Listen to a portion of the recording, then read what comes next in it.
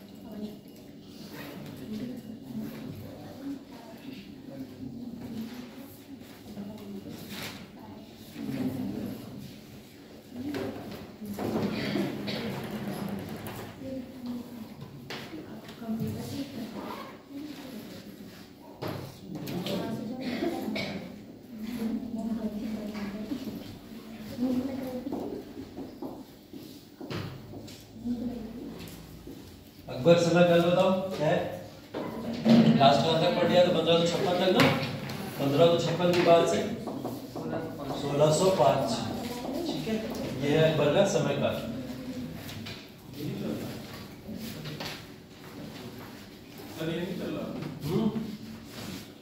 Laptop को ठंड लग गई है, जा नहीं रहा है।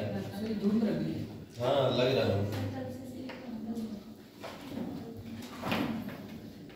अब बाजार होता है, कंप्यूटर की भी डिमांड कर ही देता है।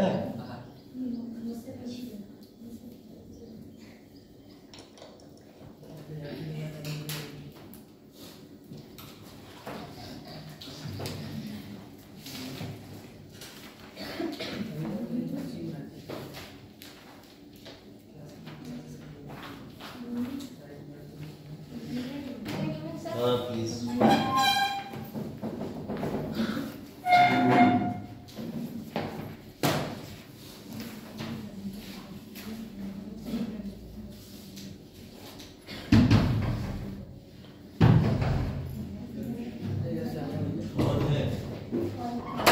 गेट नहीं खुलेगा।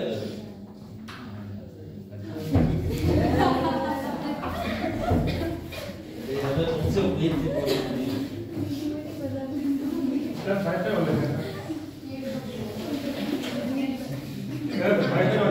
लग जाएगा ना तो बाजार थे।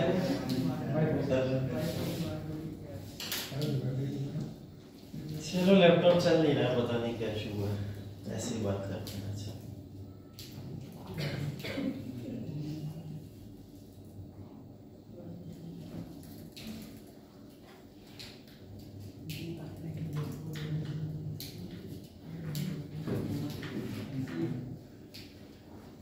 लो बजा, कोशिश करो बैठ जाओ, एंटर मारते रहना।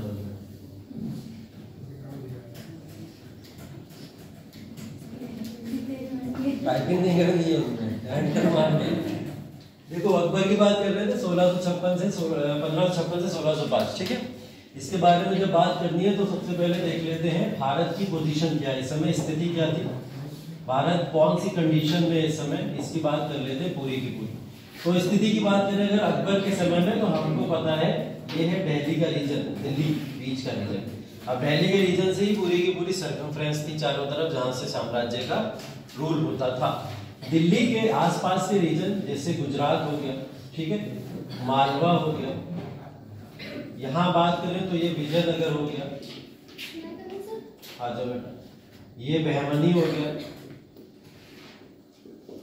ठीक है। ऊपर की बात करें तो ये कश्मीर था, ठीक है। और इसके अलावा यहाँ पे काबुल और मान लो कांधार का रीजन, इन जगहों के बारे में पता होना चाहिए आपको। और ये वाला जो ईस्टर्न इलाका है, ईस्टर्न इलाके से ज्यादा रूलर्स को भी लेना देना नहीं था और कोई वो इशू भी नहीं था। यहाँ पे जो था बस एक बंगाल और बिहार का जो रीजन था, इससे बस फर्क पड़ता था। तो ये भारत की पोजीशन उस समय क्या थी अकबर के साम्राज्य के अंदर, इस समय में कहाँ कहाँ पे क्या क्या स्थिति है, कौन कौन शासक यहाँ पे कहाँ रूल कर रहा है, इसके बारे में पता होना जरूरी है। जैसे जब हम लोग ने बाबर को पढ़ा था तो बाबर के समय में कौन कहाँ पे था ये पता था हमको। अब बात करें दिल्ली के अंदर, तो दिल्ली के अंदर यहाँ पे इस समय 1556 के अंदर जैसे ही हुमायूं की मृत्यु हुई थी, हुमायूं की मृत्यु के बाद में यहाँ पे हेमचंद्र आगे बढ़ा था, ये बताया था मैंने आपको। यहाँ बंगाल और बिहार का एक अफगान शासक था जिसका सेनापति था हेमू, जिसको हेमचंद्र या विक्रमादित्य की उपाधि के नाम से नवाजा जाता है, ठीक है। यहाँ जो शासक था बंगाल और बिहार का, उसका नाम था आदिल शाह, ठीक है। आदिल शाह सूरी के नाम से भी ये जाना जाता है। तो सूर्यवंश से ही लेना देना था। इन्हीं का एक कमांडर था जिसका क्या नाम था, हेमू या हेमचंद। तो इन्हीं के आदेश पे हेमू यहाँ से निकला था दिल्ली को कंट्रोल करने के लिए। और ये अफवाह तो उड़ ही चुकी थी कि हुमायूं की मृत्यु हो चुकी है, ठीक है। अफवाह उड़ चुकी थी, हालांकि गुलबदन बेगम नाम याद होगा, उन्होंने ये बात लोगों तक पहुंचने नहीं दी थी कि हुमायूं की डेथ हो चुकी है, ठीक है। यहाँ पे इधर अगर हम लोग वापस आए तो यहाँ पे पंजाब की एक इलाका पड़ता है। पंजाब के इलाके में अमरकोट जगह थी, बताया था मैंने आपको। तो अमरकोट के अंदर यहाँ पे इस समय अकबर यहाँ पे रह रहा था, ठीक है। अकबर पंजाब के अंदर जब रह रहा था तो उसको इन्विटेशन मिला था यहाँ पे गुलबदन बेगम के द्वारा कि आप आइए, आपके पिता की मृत्यु हो गई है, अब आप दिल्ली की गद्दी पे बैठेंगे, ठीक। तो यहाँ पे एक जगह थी जिसका नाम था कालानौर, जगह का नाम याद रखिएगा, कालानौर। कालानौर वो जगह है जहां पे अकबर का राज्याभिषेक हुआ था, ठीक है। क्या हुआ था, राज्याभिषेक। मतलब गुलबदन बेगम ने या फिर जो भी उस समय रिस्पॉन्सिबल लोग थे, नोबल्स थे, उन्होंने बिना कोई वेट किए अकबर को कालानौर में ही यहाँ पे राजा नियुक्त कर दिया। बोले आपका राज्याभिषेक कर देते हैं, आप जब दिल्ली पे आना तब दिल्ली पहुंच जाना। ऐसा नहीं था उस दिन फ्लाइट पकड़ी तुरंत का तुरंत दिल्ली पहुंच गए और दिल्ली गद्दी पे बैठ जाए आके, ऐसा पॉसिबल नहीं था। तो जहां पे वो वहीं पे सबसे पहले राज्याभिषेक कर दिया जाएगा। और ये कालानौर में थे उस समय। इनकी उम्र थी इस समय 13 साल 4 महीना, ठीक है। 13 साल 4 महीने की उम्र में अकबर का यहाँ पे राज्याभिषेक होता है। जैसे यहाँ पे राज्याभिषेक होता है, दिल्ली की गद्दी के ऊपर बहुत तेजी से आगे बढ़ता है हेमू। यहाँ से इस गद्दी को लेने के लिए अकबर आगे बढ़ते हैं दिल्ली के। और वही वाला जो आपको याद है 1556 जो मैं बता चुका हूँ, यहाँ पे पहला बैटल हो जाता है, कौन सा, सेकंड बैटल हो जाता है पानीपत का, ठीक है। पहला वाला तो बाबर और इब्राहिम लोदी के बीच में हो चुका है 1526 के अंदर। सेकंड बैटल हो जाता है पानीपत का 1556 के अंदर। और यहाँ पे हेमचंद्र की सेना हार जाती है, जो कि काफी अधिक संख्या में थे अकबर की सेना के मुकाबले में, ठीक है। तो हेमचंद्र एक गलती से जो भी ट्रैप यहाँ पे बैरम खान के द्वारा जो भी जाल बुना जाता है उसमें वो फंस जाते हैं और फंस के यहाँ पे हार जाते हैं, ठीक है। तो ये 1556 की कहानी के बाद में यहाँ पे उदय होता है किसका, अकबर का, ठीक है। तो अकबर यहाँ पे दिल्ली के अंदर आते हैं और दिल्ली के अंदर आके वापस से अपना सेकंड राज्याभिषेक यहाँ पे आगे कराते हैं, ठीक है। पहला राज्याभिषेक कंफ्यूजन रहता है, तो दिल्ली में नहीं हुआ था, ध्यान रखिएगा। कालानौर जगह है, वहां पे हुआ था इनका राज्याभिषेक। और जब ये दिल्ली के ऊपर बैठे, अब तमाम जगहों की क्या कंडीशन, विजयनगर से जस्ट पहले इस पूरे एरिया के अंदर गोंडवाना का रीजन पता है आपको, पड़ता था गोंडवाना, आंध्र प्रदेश, तेलंगाना, ये पूरा का पूरा रीजन। यहाँ पे एक महारानी थी जिनका नाम था रानी दुर्गावती, ठीक है। रानी दुर्गावती यहाँ पे रूल करते थे। ये कुछ उन लोगों के नाम हैं, जैसे रानी दुर्गावती को यहाँ पे इसलिए बताया मैंने क्योंकि हम लोग विमेन रूलर्स बहुत कम देखते हैं पूरे इतिहास के अंदर, जिसमें से एक रूलर रानी दुर्गावती थी जो गोंडवाना के ऊपर रूल कर रही थी, ठीक है। तो ये गोंडवाना पे रूल कर रही है इस समय में जब अकबर यहाँ का शासक बना है। आगे अकबर इसको कॉन्क्वेस्ट करने के लिए बढ़ेगा तो गोंडवाना का भी पोजीशन स्थिति देखेंगे क्या है। मालवा, मालवा कहाँ पड़ता है, मध्य प्रदेश, मध्य प्रदेश का रीजन है। मतलब वही है कि इसको साउथ में जाने की एंट्री का एक जरिया माना जाता है कि मध्य प्रदेश का जो रीजन, तो मालवा जो है इस पूरे रीजन के अंदर यहाँ पे एक व्यक्ति रूल करता था जिसका नाम था बाज बहादुर। ठीक है, बाज बहादुर। तो बाज बहादुर का नाम भी याद रखिएगा। यहाँ पे मालवा के अंदर ये रूल कर रहे थे। ठीक है, गुजरात के अंदर, ठीक है, गुजरात के अंदर यहाँ पे जो रूल था वो था बहादुर शाह का। गुजरात, मालवा, बहमनी तो आपको पता है कई सारे राज्यों में विभाजित हो चुका था। ठीक है, और बरार हो गया, चाहे फिर आपका बीजापुर हो गया, इन तमाम इलाकों को हम लोग दे चुके हैं। तो बहमनी साम्राज्य अलग अलग साम्राज्य के हाथों में था। ऐसे ही कुछ विजयनगर का भी हाल था। कश्मीर के अंदर एक इंडिपेंडेंट मुस्लिम शासन हो चुका था। इन्होंने अपने आप को स्वतंत्र कर लिया था। ठीक है, मतलब ये स्वतंत्र राज्य बन चुका था और ये किसी भी राजा के कोई कंट्रोल के अंदर नहीं था। हाँ, किसी भी राजा के कोई कंट्रोल में नहीं था। तो कश्मीर यहाँ पे इंडिपेंडेंट हो चुका था। हाँ, आ जाया करो, सीधा बैठ जाया करो। ठीक है, तो ये कश्मीर जो था ये स्वतंत्र राज्य बन चुका था। और इसके अलावा अब यहाँ पे गुजरात के पास में, आ जाओ बेटा, आ जाओ, आ जाओ, आके बैठ जाया करो सब लोग, कोई पूछा मत करो। ठीक है, क्या हुआ, नहीं हुआ? तो ऐसे पटकती हो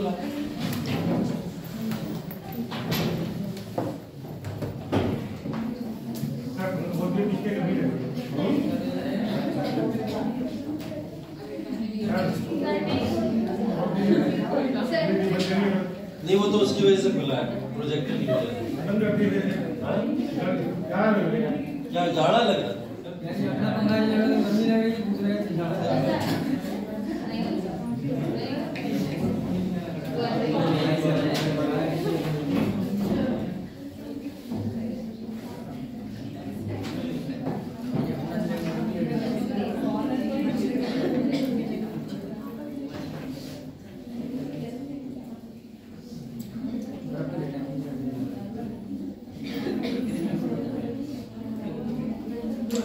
चलो कोई बात नहीं। इसके अलावा यहाँ पे राजस्थान पूरा स्वतंत्र राज्य थे सारे के सारे। चाहे आप इसके अंदर मेवाड़ को ले लें, चाहे चित्तौड़ को ले लें, ठीक है, या मारवाड़ का इलाका हो जाएगा या जोधपुर का इलाका हो जाएगा, ये जितने भी रीजन थे ये सब के सब स्वतंत्र थे। ठीक है, कोई भी ऐसा राज्य नहीं था जो मुगलों के या किसी भी पावर के कंट्रोल के अंदर हुआ करता था। तो ये सब इंडिपेंडेंट है। बात करें अगर ये अरेबियन सी, आ जाओ आ जाओ, और ये ऊपर पर्शियन गल्फ की, अरेबियन सी और पर्शियन गल्फ के ऊपर पूरा पूरा कंट्रोल किसका था? पुर्तगालियों का। किसका था? पुर्तगाली। तो ये पुर्तगाली व्यापारी थे जो इसके ऊपर कंट्रोल करते थे। सिर्फ और सिर्फ बताने का मतलब क्या है यहाँ पे कि दिल्ली ही एक ऐसा मात्र रीजन है, और कुछ हद तक पंजाब के रीजन पे आगे बढ़ जाओ तो ये रीजन सिर्फ ऐसा है जहां पे मुगलों का थोड़ा बहुत कंट्रोल देखने को मिलता है। अदरवाइज हम लोग अगर बात करें तो पूरा का पूरा ये जो दिख रहा है हमको, हर जगह अलग अलग पावर्स या तो रूल कर रही है या तो वो राज्य अपने आप को स्वतंत्र घोषित कर चुके हैं। ऐसा कुछ देखने को मिलता है। ठीक है, तो ये बात फिर से एक बार मैं बता देता हूँ, जो लोग आए हैं फिर से एक बार बता रहा हूँ।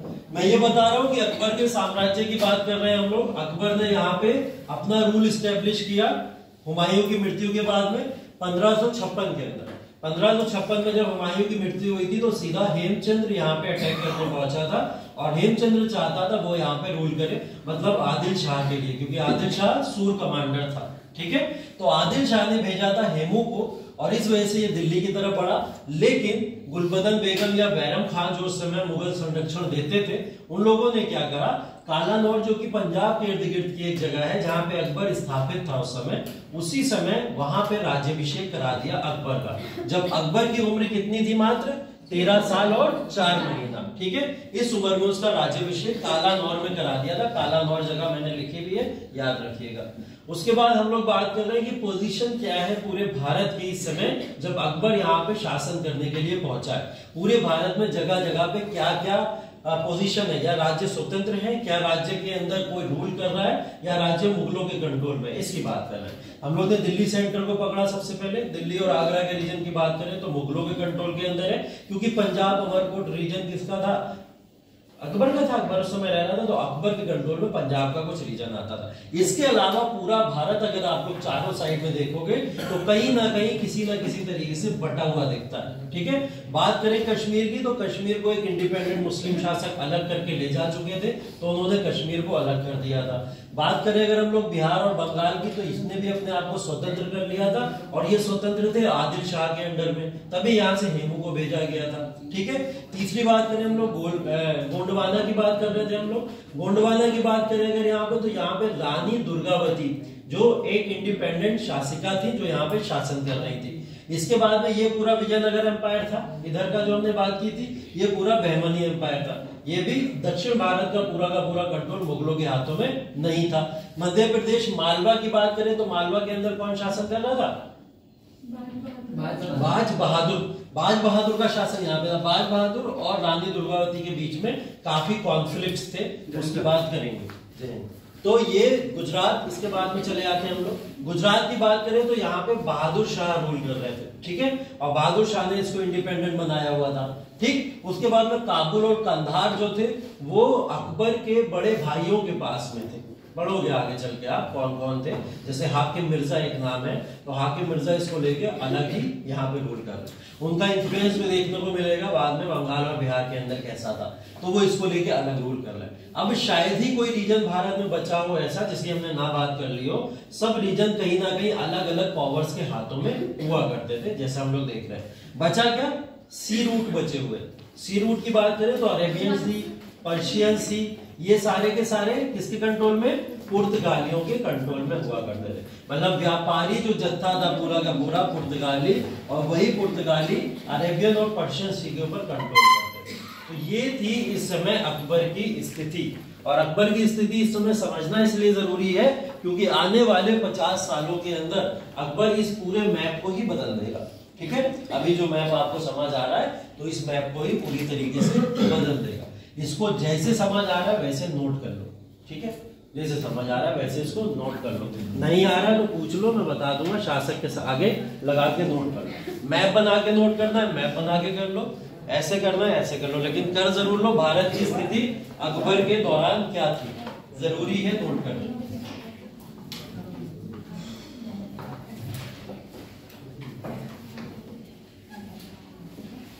जहां ना समझ आए पूछ लेना।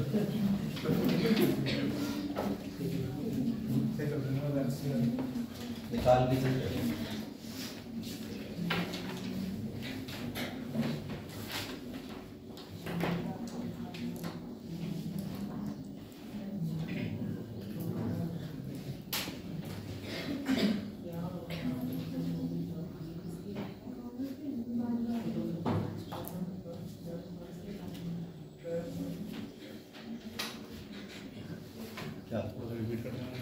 दो बार कर चुका हूँ, पूछ लेना, अभी बाद में बता दूंगा। ये सिर्फ और सिर्फ स्थिति है, अकबर जब यहाँ साम्राज्य पे शासन करने आया तो तमाम राज्यों में कौन कौन क्या क्या कर रहा था उसमें सिर्फ वही स्थिति बता, लेकिन इम्पोर्टेंट है, पता होना जरूरी है।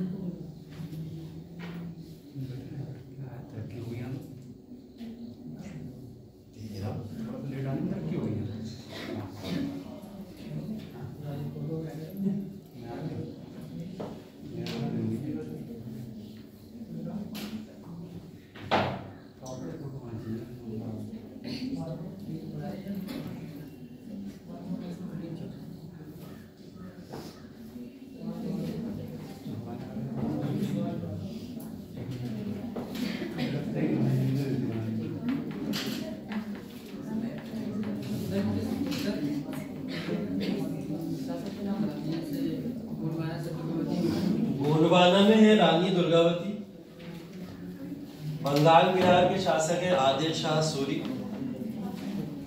गोंडवाना में रानी दुर्गावती, बंगाल बिहार में आदिल शाह सूरी, मालवा के अंदर है बाज बहादुर, मालवा में है बाज बहादुर, गुजरात में है बहादुर शाह। बहादुर शाह और इसमें आगे नुसरत शाह भी मिलेंगे। ठीक है, तो गुजरात के अंदर दोनों रूलर्स हैं, आगे चल के नुसरत शाह भी दिखेंगे यहाँ। गुजरात में बहादुर शाह एंड नुसरत शाह दोनों लिख लेना, ठीक है। काबुल कंधार का रीजन है हाकिम मिर्जा, काबुल कंधार हाकिम मिर्जा।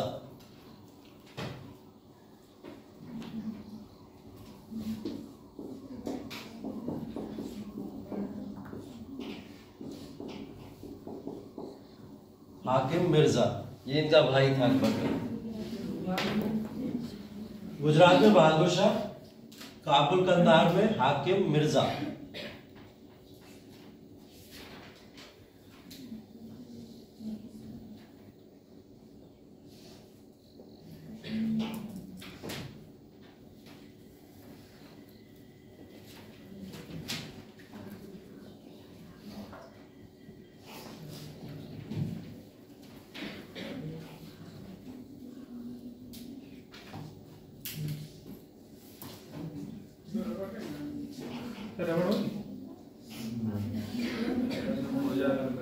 मैं जुड़ा नहीं पाया, क्या हुआ?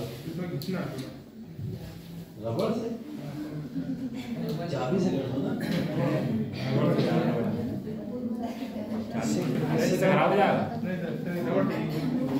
कोई रबड़ रखा है? रबड़ पेंसिल वाली रबड़ है?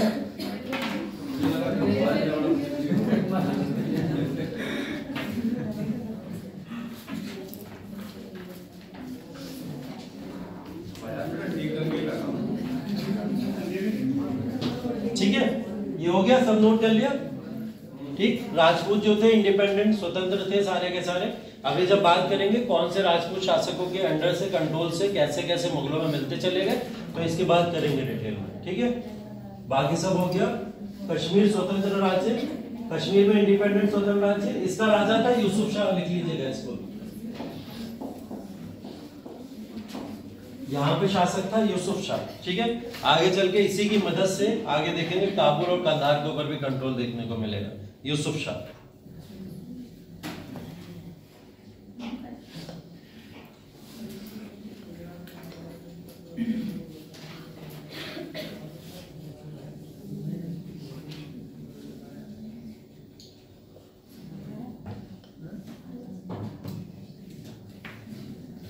कर देना, हो गया।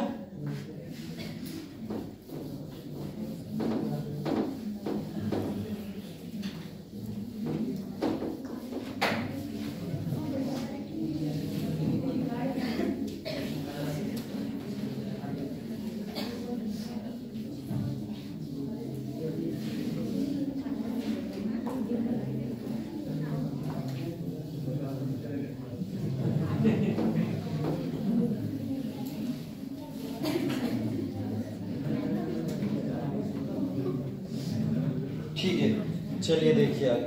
तो अकबर के समय की स्थिति हमको पता चल गई है। इसके बाद में अकबर ने जब अपना साम्राज्य शुरू किया, जब साम्राज्य की स्थापना हुई, उस समय उसके कुछ इंपॉर्टेंट और वफादार लोग थे जिनकी यहाँ पे चर्चाएं होंगी बार बार, जिसमें एक बैरम खान की बात करते हैं हम लोग। बैरम खान वो व्यक्ति है जो हुमायूं के साथ में भारत आया था, और हुमायूं को ही 1555 और 56 में जो मच्छीवाड़ा और सिंध का युद्ध था उसमें जिताने में अहम भूमिका भी निभाई थी, ठीक है। जिस वजह से हुमायूं वापस आ पाया था रूल करने।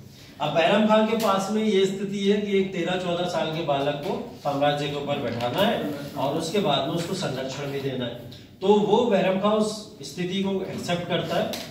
इसी एक्सेप्टेंस के बाद में जब अकबर को वहां का शासक बनाया जाता है तो अकबर उसको प्रधानमंत्री अपने साम्राज्य का बना देता है, ठीक है। प्रधानमंत्री का मतलब वजीर होता था उस समय। वजीर की पोस्ट जो होती थी उसको प्रधानमंत्री की पोस्ट कहते हैं, या वकील की पोस्ट भी उस समय इसी को बोला जाता था। तो आप प्रधानमंत्री कह लीजिए, वजीर कह लीजिए, या फिर वकील कह लीजिए, ये सब पोजीशन किसके पास में थी इस समय? बैरम खान के पास में। तो बैरम खान अकबर के साम्राज्य के अंदर 1556 से लेकर और 1560 तक ये समय है जब यहाँ पे बैरम खान का थोड़ा बहुत इन्फ्लुएंस देखने को मिलेगा। थोड़ा बहुत नहीं, काफी इन्फ्लुएंस देखने को मिलेगा। 1556 से 60 तक एक और कंपटीटर है इनकी, कंपटीटर ही कहूंगा मैं, क्योंकि उन्हीं की वजह से आगे चल के बैरम खान का साम्राज्य खत्म होता है। वो है महामंगा, ठीक है। महामंगा कौन है? वो दाई माँ है अकबर की, जिन्होंने अकबर को पाला था, महामंगा।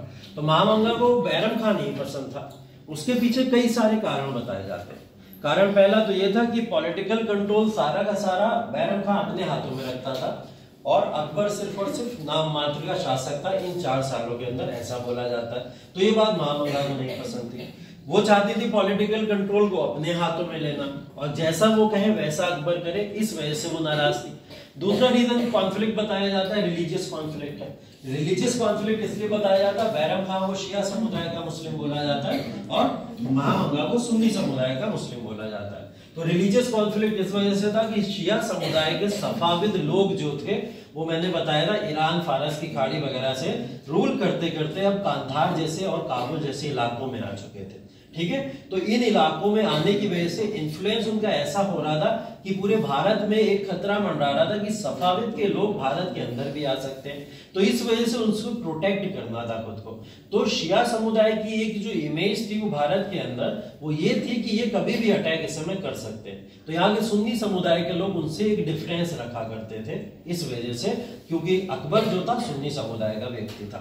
ठीक है, तो इस वजह से शिया और सुन्नी कॉन्फ्लिक्ट की वजह से भी महामंगा बैरम खां को नहीं पसंद करती थी।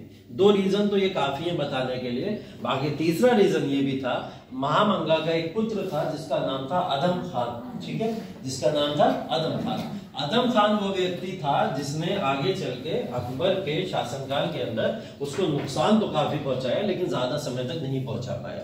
हुआ ये कि अदम खान को महामंगा उनके दरबार के अंदर थोड़ा प्रॉब्लम है।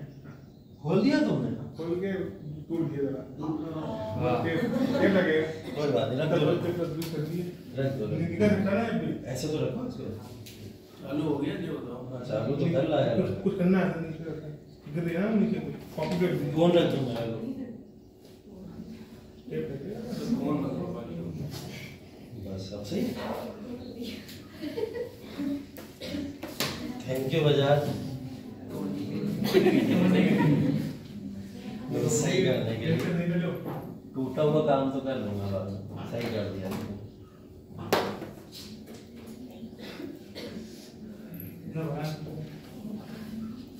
मेरा एक लैपटॉप और टूट चुका है पिछले 15 दिन में। तो उसका नाम बजाज पे कौन बताएंगे? वो तो मेरी गलती से टूटा था, मैंने फेंक दिया। इंजीनियरिंग करके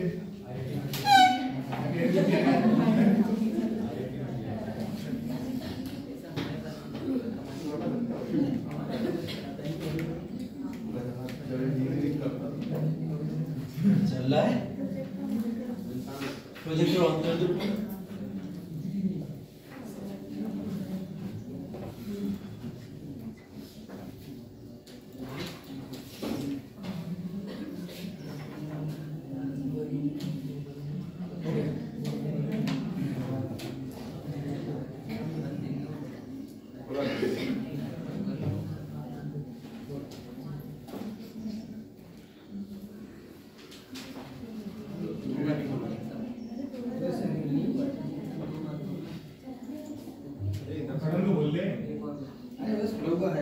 क्या हुआ? नहीं पता।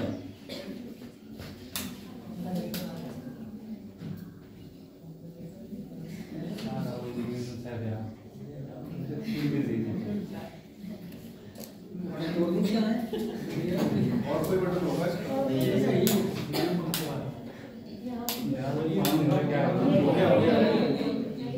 वो वाला था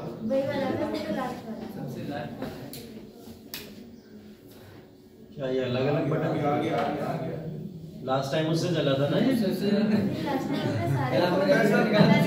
हुआ हो ना, क्योंकि तार निकला हुआ है। कहाँ है?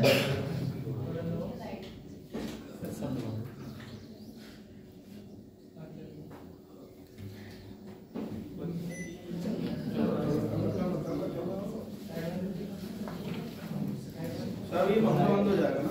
ना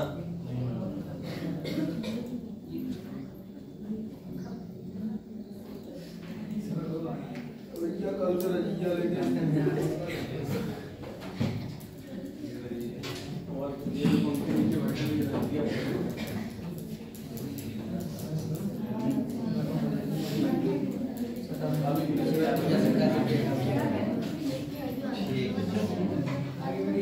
है। हाँ अकबर की बात कर रहे थे, बहुत सारी चीजें तो बता दी मैंने तो आपको। बढ़िया नहीं यार, बढ़िया था यार, तभी लग रहा था। वो तो एक मिनट क्या चलो कॉन्क्वेस्ट ऑफ अकबर की तरफ जा रहे थे हम लोग, इसी की बात कर रहे थे। मतलब अकबर के द्वारा किए गए आक्रमण और अपने साम्राज्य के अंदर मिलाए गए राज्य, कब कब कौन कौन सा राज्य मिलाया उसकी लिस्ट है। उससे पहले हम लोग अदम खान की बात कर रहे थे, ठीक है। तो अदम खान के बारे में मैं ये बता रहा था आपको कि अदम खान वो व्यक्ति था जो चाहता था साम्राज्य में उच्च अधिकारी की पोजीशन को ग्रैब करना, ठीक है। और महामंगा उसको अकबर के प्लेस पे बैठाना चाहती थी, ये भी लोगों ने आरोप लगाया और ऐसा राइटर्स ने लिखा भी है बाद में। तो हुआ क्या था कि बैरम खां के बारे में इस हद तक समझा ले गई महामंगा उनको, अकबर को, कि उनको यकीन हो गया कि बैरम खां गद्दी के लालच में है और गद्दी छीनने का मुझसे प्रयास कर रहा है। तो वो इस बात को यकीन मान के क्या करते हैं, बैरम खां को देश निकाला दे देते हैं। उस समय एक सभ्यता चलती थी, अगर किसी ने ऐसा कोई क्राइम किया है या शासन के अगेंस्ट में जा रहा है और वो रिस्पेक्टफुल पोजीशन पे अगर कोई व्यक्ति है, तो अगर आपको उसकी हत्या नहीं करनी है तो आप उसको धार्मिक यात्रा पे भेज दीजिए और उससे बोलिए हमारे साम्राज्य में लौट के कभी ना आए। तो ये बैरम खान को यही बोल देते कि आप मक्का की यात्रा पे निकल जाइए और हम आपको इस साम्राज्य के अंदर दोबारा नहीं देखना चाहते, ठीक है। मक्का की यात्रा के लिए निकलते जरूर है लेकिन पहुंचते नहीं है। रास्ते में ही क्या होता है, ऐसा बोला गया कि महामंगा ने कुछ लोगों को भिजवा के उनकी हत्या करवा दी। और ऐसा ये भी बोला जाता है कि अकबर ने भी शायद ऐसा किया होगा, तो इसको लेकर डाउट है। लेकिन सबसे ज्यादा जो डाउट जाता है वो महामंगा के ऊपर जाता है। तो लोगों ने ज्यादातर जो लिखा है वो महामंगा के बारे में लिखा है। तीसरा जो एक इंपॉर्टेंट एविडेंस मिलता है वो मिलता है कि उम्र कितनी नहीं होगी बैरम खान अप्रोक्स 50 के आसपास, 15 कैसे हो गए 50 अकबर के बराबर थोड़ी था। तो क्या हुआ, जब यहाँ से ये निकल के पहुंचे तो सूर्यवंश के भी कुछ शासक थे, जो अफगान शासक थे, उन्होंने भी ऐसा बोला जाता है कि इनके ऊपर अटैक करवा के इन्हें मरवाया। तो बहुत सारी कथाएं हैं, हमें उस पर तो नहीं जाना। मेन चीज ये है कि बैरम खान की यहाँ हत्या करके उनको खत्म कर दिया जाता है। 1661 के अंदर इनकी मृत्यु हो जाती है, 1561 के अंदर बैरम खान का चैप्टर क्लोज हो जाता है और यहां से अब पावरफुल कौन बन जाएगा, महामंगा, ठीक है। और उनके पावरफुल होने का एक एग्जाम्पल है, यहाँ पे गवर्नमेंट का फॉर्मेशन होता है जिसको बोला जाता है पेटीकोट गवर्नमेंट, ठीक है। पेटीकोट गवर्नमेंट एक तरीके का वस्त्र है और महिलाओं से रिलेटेड इस शब्द को यहाँ पे यूज किया गया है कि महिलाओं के शासन को सबसे ज्यादा अगर प्रभावी रूप से कोई उस समय विभाग चलाता था तो वो विभाग था पेटीकोट गवर्नमेंट। इसका हेड किसको बनाया गया था, महामंगा को, ठीक है। इसका हेड किसको बनाया गया था, महामंगा को। और ऐसा नहीं है इसके अंदर पुरुष नहीं थे, पुरुष भी इसके अंदर रहते थे, जिसमें एक नाम अदम खान का भी है। अदम खान कौन, उनके पुत्र जो थे, हाँ। और भी कई लोग हैं इस डिपार्टमेंट के अंदर जो पेटीकोट गवर्नमेंट थी, लेकिन इन्फ्लुएंसिंग किसकी थी, ज्यादा से ज्यादा महामंगा की थी। महामंगा यहाँ जैसे डिसीजन लेते थे पूरे के पूरे एम्पायर के ऊपर वो डिसीजन प्रभावी होते थे, ठीक है। अकबर भी इन्फ्लुएंस रहता था। 1561 तक ये तमाम बातें हुई। हुआ क्या इसके बाद में, इसके बाद में एक अटैक करना था अकबर को और उस अटैक के लिए अकबर ने अपने कुछ लोगों को भेजा था। जो अटैक है यहाँ पे गोंडवाना का, ठीक है। 1564 के अंदर जो अटैक देखने को मिलता है गोंडवाना का। गोंडवाना से अटैक से पहले अकबर जो था मालवा के स्टेट से निपटना चाहता था, तो उसने मालवा के स्टेट के लिए भेजा था यहाँ पे अदम खान को, और अदम खान के साथ में एक व्यक्ति और था, शिहाब उल अता।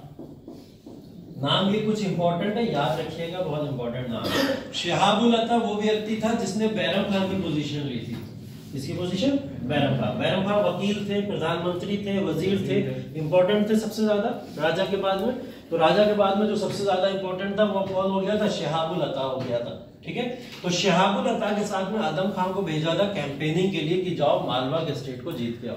तो जब ये दोनों गए तो पता क्या चलता है कि आदम खान ने चाकू गोद के शिहाब उल अता की हत्या कर दी, ठीक है।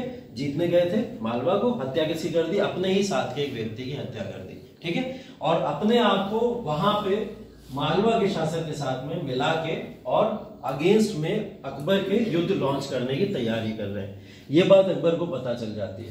ठीक है। तो अकबर सबसे पहले तो महामंगा के पास जाता है, यही तुमने मुझसे झूठ बोला था साहब, बैरम खान के बारे में सारी बात पता चल जाती है यहाँ पे। महामंगा को अब क्या सजा देगा, उसको तो माँ की तरह मानता था, उसको क्या करता है, साम्राज्य से निकाल देता है।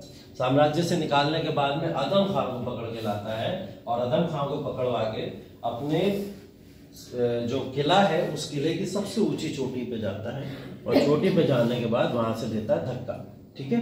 और धक्का देके अदम खान गिरते हैं नीचे, और वो इतनी ऊंची चोटी थी कि उससे गिरने के बाद में भी अदम खान बच जाते हैं। फिर पकड़ के लाता है, फिर ऊपर ले जाता है, फिर धक्का देता है, फिर बच जाता है वो, ठीक है। उसके बाद फिर ले जाता है, फिर पकड़ता है, फिर धक्का देता है। तो उसने उसकी सजा ही ये निश्चित की थी कि इसको किले की बाउंड्री से गिरा के ही मारना है, और जितनी बार में मर जाए उतनी बार में मारना है। तो इस तरीके की जब उसको पनिशमेंट दी गई तो इससे पूरा का पूरा साम्राज्य कांप गया उस समय कि अकबर अब बच्चा या बालक नहीं रहा, जिसको हम लोग राजा समझते थे, छोटा सा बच्चा है, वो छोटा बालक नहीं रहा। जब वो अदम खां, बैरम खां और महामंगा को ऐसी सजाएं दे सकता है तो फिर हम लोग क्या है। तो आगे चल के आपको दिखेगा जितने भी लोग हैं वो सब अकबर के वफादार ही बनते चले गए, क्योंकि उनको पता था अकबर कहीं ना कहीं पकड़ेगा और ऐसे पनिशमेंट हमको मिलने वाली। तो ये तरीका भी था डराने का। जैसे एक बार इन्होंने डराया था हेमू के बारे में। हेमू को जब आग पे इन्होंने तीर मारा था, जब वो वॉर चल रहा था, तो आग पे तीर मारने के बाद में हेमू गिर गया। गिरने के बाद में घायल हुआ, घायल होने के बाद में उसको मार दिया जाता है। मारने के बाद में दिल्ली से लेकर तमाम एरिया के अंदर जहां जहां मुगलों का कंट्रोल था, उस एरिया के अंदर हेमू का बोला जाता है ऐसा कि उसको काट के अलग अलग जगहों पे लटका दिया गया था, ठीक है, जिससे ये मैसेज चला जाए सब जगह कि यहाँ पे मुगलों को हटाना पॉसिबल नहीं है, और जो कोशिश करेगा उसका ये अंजाम होगा, ठीक है। तो ये मैसेज देने के लिए कुछ लोग ऐसा करते थे। तो ये वाली बात तो खत्म हुई। अब शहाबुल-अता यहाँ से चले गए। शहाबुल-अता जो गवर्नर थे या फिर इस समय में सबसे उच्च पोजीशन पे थे। अब जब ये बात अकबर को पता चली कि मैंने बैरम खान के साथ में कुछ गलत कर दिया और मेरी गलती की वजह से ऐसा हुआ, तो बैरम खान का एक पुत्र था जिसको इन्होंने अपने साम्राज्य में रखा था और उसको इन्होंने नहीं जाने दिया, जिनका नाम था रहीम खाने खाना, ठीक है, अब्दुल रहीम खाने खाना। खाने खाना एक उपाधि होती है।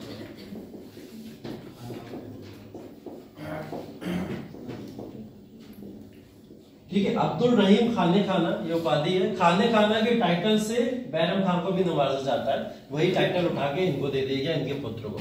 और अब्दुल रहीम खाने खाना को इन्होंने इस सम्मान में, क्योंकि इनके पिताजी के साथ में गलत किया था, इस वजह से इन्होंने अब्दुल रहीम खाने खाना को अपना अगला वजीर या प्रधानमंत्री नियुक्त किया।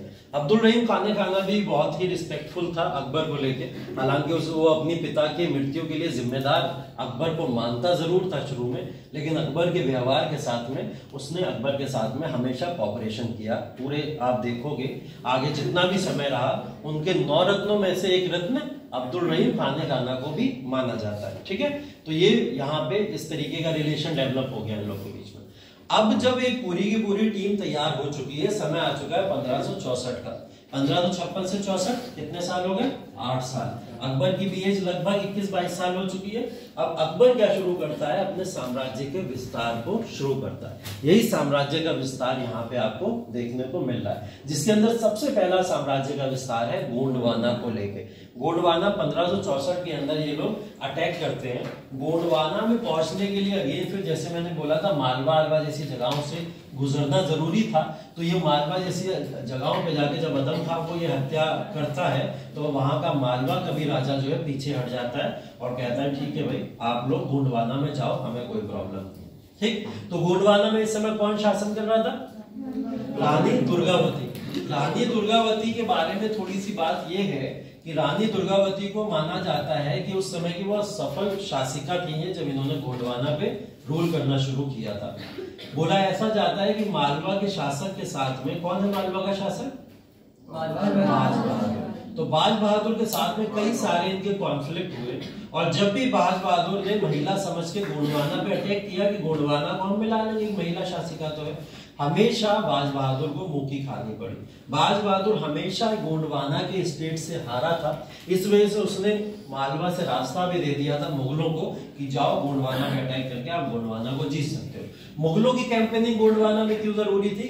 क्योंकि वो इसके थ्रू विजयनगर जैसे विशाल साम्राज्य को भी कैप्चर करने की फिराक में थे, जो कि आगे चल के देखने को मिलेगा कि बहुत सारे मुस्लिम शासकों ने यहाँ के विजयनगर साम्राज्य को ध्वस्त कर दिया था, जैसे मैंने बहमनी के फॉर्म में भी बताया, और आगे मुगलों ने बची कच्ची कसर उन्होंने पूरी कर दी। ठीक है, तो गोंडवाना रानी दुर्गावती नाम याद रखिएगा।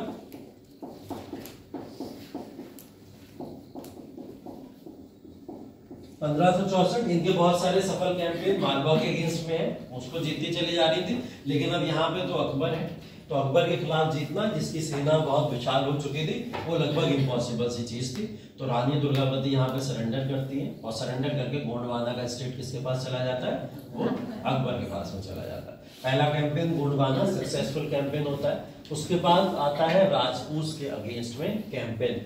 अब राजपूत के साथ में आप लोग ने देखा है अकबर की इमेज ही जो है वो राजपूतों के साथ कैसी बनी हुई है, हमेशा एक अच्छी इमेज के फॉर्म में हम पढ़ते हैं कि अकबर और राजपूतों के जो संबंध थे वो बहुत अच्छे संबंध थे। तो ये संबंध का दौर यहीं से शुरू हुआ 1567 से। 1567 और 68 वो समय है जब इन्होंने राजपूतों को ऑफर दिया था। ऑफर ये था कि आप लोग हमारे साथ में आके एक नया साम्राज्य स्थापित कर सकते हैं, हमको आपकी जरूरत है और आपको हमारे संरक्षण की जरूरत है। अकबर न्योता देता है तमाम राजपूतों को और उनसे कहता है कि आप हमारे सामने आके सबमिट कर दीजिए। ठीक है, राजपूत इस बात से मना करते हैं। अकबर अपने ऑफर को थोड़ा और बढ़ाता है। अकबर बोलता है कि मैं आपके साम्राज्य के ऊपर किसी भी तरीके का आधिकारिक या पॉलिटिकल कंट्रोल नहीं चाहता, मैं सिर्फ आपका समर्थन चाहता हूँ। तो इस बात पे वो मना कर देते कि हम मुगलों के अधीन किसी भी हाल में नहीं आने वाले। अकबर अपने ऑफर को थोड़ा और बढ़ाता है। अकबर बोलता है कि किसी भी तरीके की कोई भी वंशानुगत प्रणाली हम आपके यहाँ लागू नहीं होने देंगे। मतलब अगर हमारे वंश का कोई शासक है मुगलों का, वो आपके यहाँ रूल नहीं करेगा, आप ही के राजपूतों का शासक आप ही के यहाँ हमेशा शासन करता रहेगा। तो ये प्रणाली आपके यहाँ लागू रहेगी। इस बात से थोड़ा पिघल जाते हैं।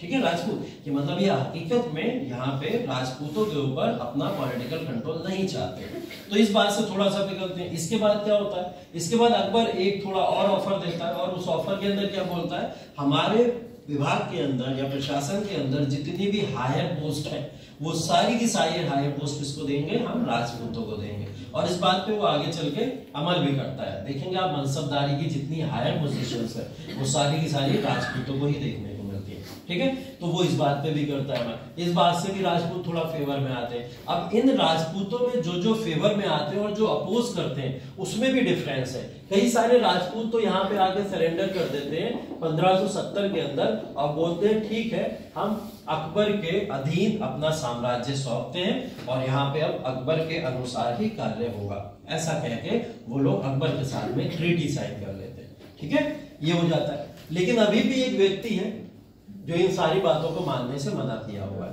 वो कौन है? महाराणा प्रताप। कहाँ के शासक है? चित्तौड़ के शासक। ठीक है, तो राजपूती इलाका चित्तौड़ के अंदर एक जगह पड़ती थी जहां के शासक हैं जिनका नाम है महाराणा प्रताप।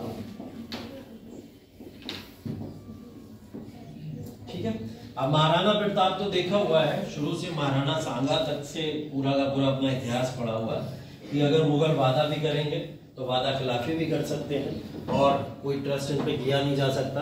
और दूसरी बात है कि मैं अपना आत्मसम्मान गवा के कभी भी मुगलों के सामने नहीं झुकने वाला और ना मुगलों से किसी तरीके की कोई संधि करने वाला। तो इस बात को लेके चित्तौड़ के राजा महाराणा प्रताप लगे रहते हैं। इनको समझाने के लिए भेजा जाता है मानसिंह को। मानसिंह कौन है?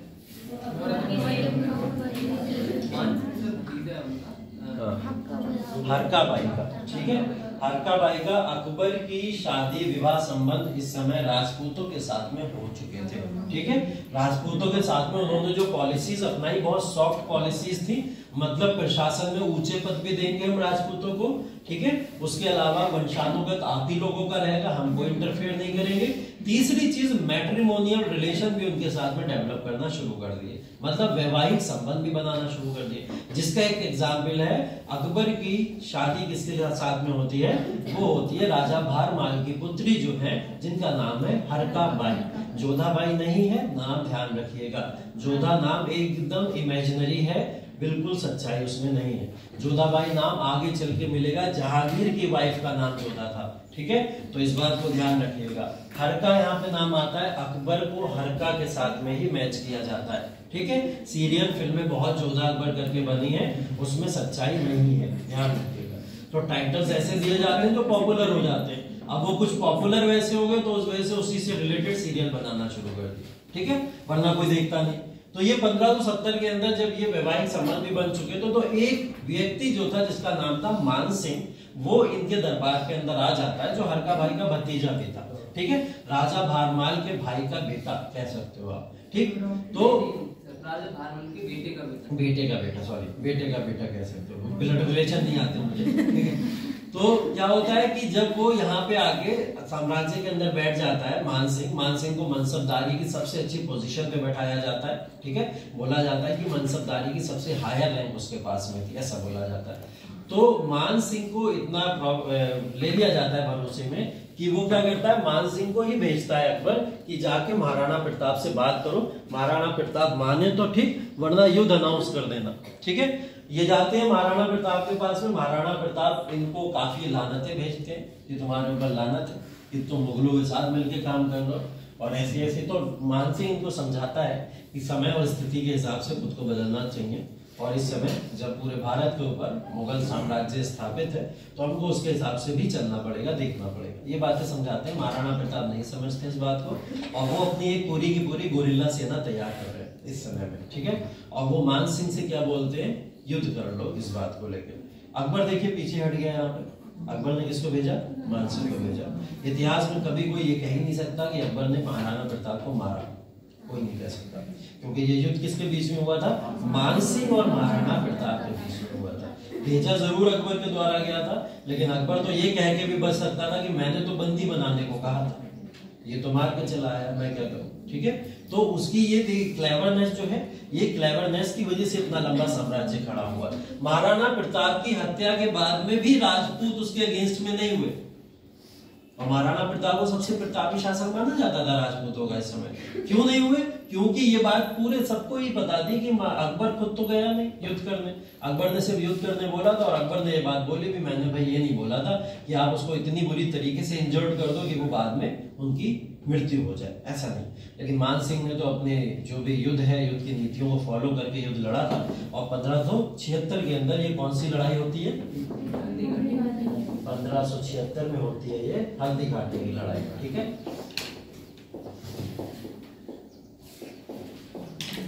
और हल्दी घाटी की लड़ाई महाराणा प्रताप वर्सेस मान सिंह में होती है। हल्दी घाटी की लड़ाई महाराणा प्रताप वर्सेस मान सिंह।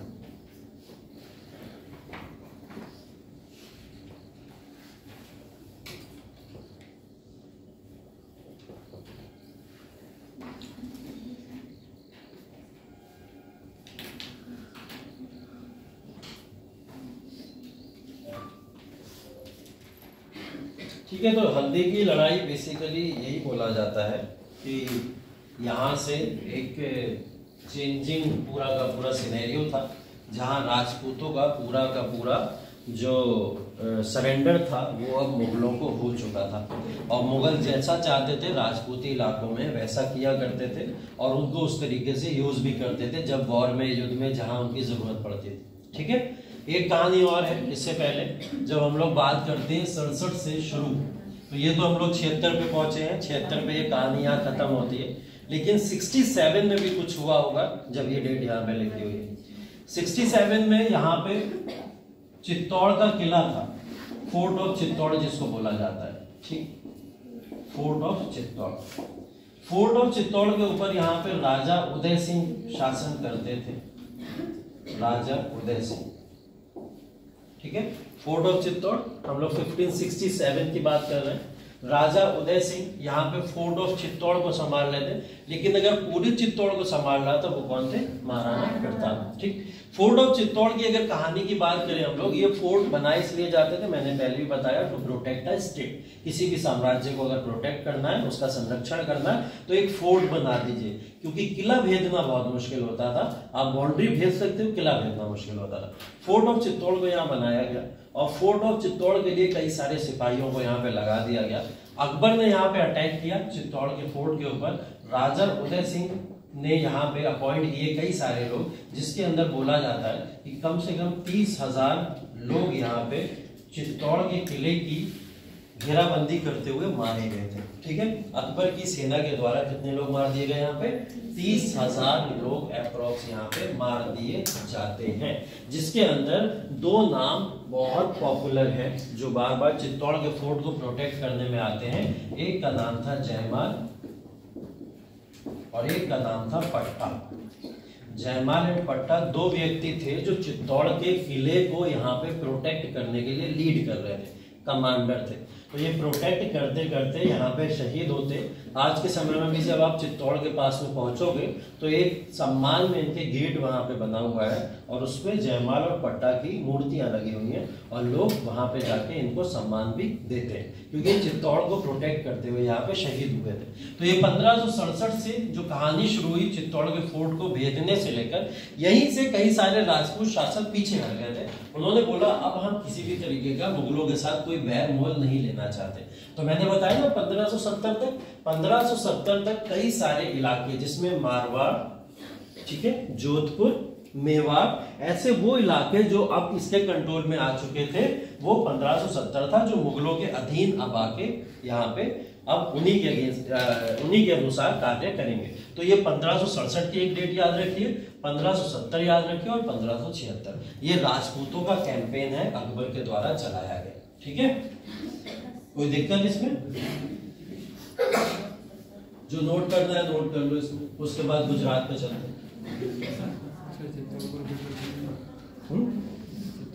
चित्तौड़ का किला, चित्तौड़ का किला इस समय जो था वो प्रोटेक्ट करने के लिए था चित्तौड़ के राज्य को, जिसको यहाँ पे जो थे राजा उदय सिंह यहाँ पे प्रोटेक्ट कर रहे थे। राजा उदय सिंह ने एक पूरी सेना बनाई थी, जिस सेना में 30,000 लोगों की मृत्यु हो जाती है, इसको प्रोटेक्ट करते हैं। और इनके कमांडर कौन थे? जयमाल और पट्टा, इनकी भी मृत्यु हो जाती है यहाँ पे।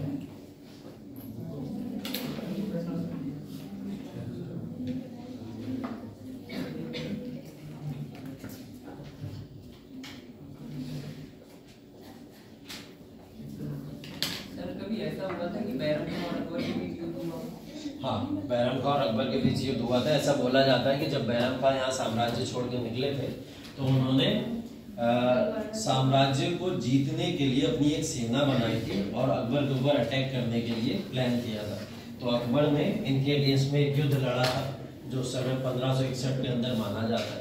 तो उसी समय, हाँ 60 में माना जाता है, 61 में तो मृत्यु हो गई थी इनकी, 1560 में। तो एक युद्ध है इनके बीच का। ठीक है, जैसे हाँ, जैसे आप पढ़ते हो कि अकबर के अभी साम्राज्य के अंदर हम लोग जहांगीर के साथ में भी युद्ध देखेंगे।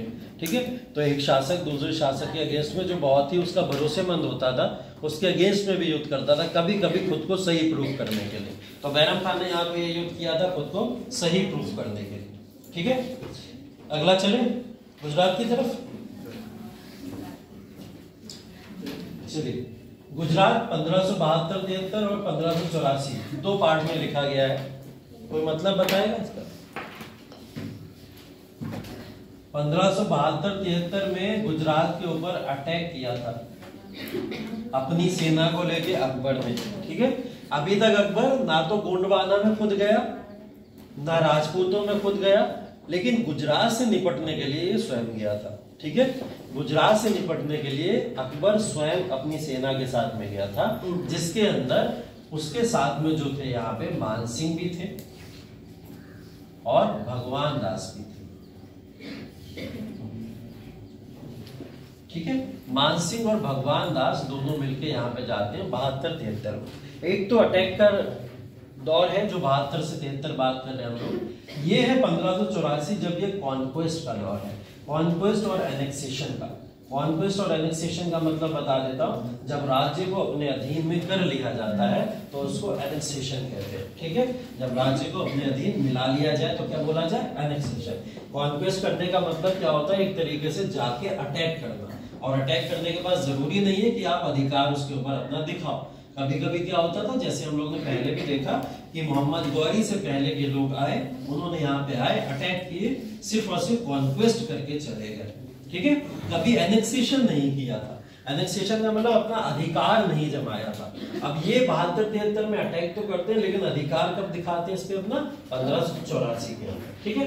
क्योंकि ये इस समय में वार्निंग देके चला आता है कि अगर यहाँ पे गुजरात को चलना है तो मुगलों के अनुसार ही चलना पड़ेगा, अगर उनसे जरा भी विपरीत पहुंचे तो फिर हम आपको आगे चल के एनेक्स कर लेंगे, जो कि इसने किया आगे चल, ठीक है। ऐसा आप लोग पढ़ोगे इंग्लिश ईस्ट इंडिया कंपनी के भी दौर में, जब English East India Company Bengal के ऊपर पहले तो अटैक करती है, बंगाल के ऊपर जाके बोलती है कि हमको अपनी कंपनी बनानी है यहाँ पे, सिराजुद्दौला मना करता है, सिराजुद्दौला के साथ में अलीनगर की ट्रीटी होती है साइन, तो वहां पे क्या होता है कि मान जाते हैं, चलो ठीक है, थोड़ा थोड़ा बात होती है, लेकिन सिराजुद्दौला फिर मना करता है व्यापार क्षेत्र को आगे बढ़ाने के लिए।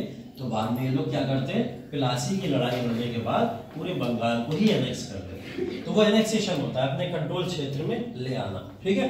गुजरात में कौन है शासक, बहादुर शाह और नुसरत शाह की बात की थी हम लोगों ने, ठीक है। तो बहादुर शाह और नुसरत शाह यहाँ पे 72-73 से 84 तक है, तो शासक बदलते भी रहे, इसलिए हमने बदलते हुए शासकों की बात की थी। यहाँ पे एक शासक और है जिसका नाम था मुजफ्फर थर्ड,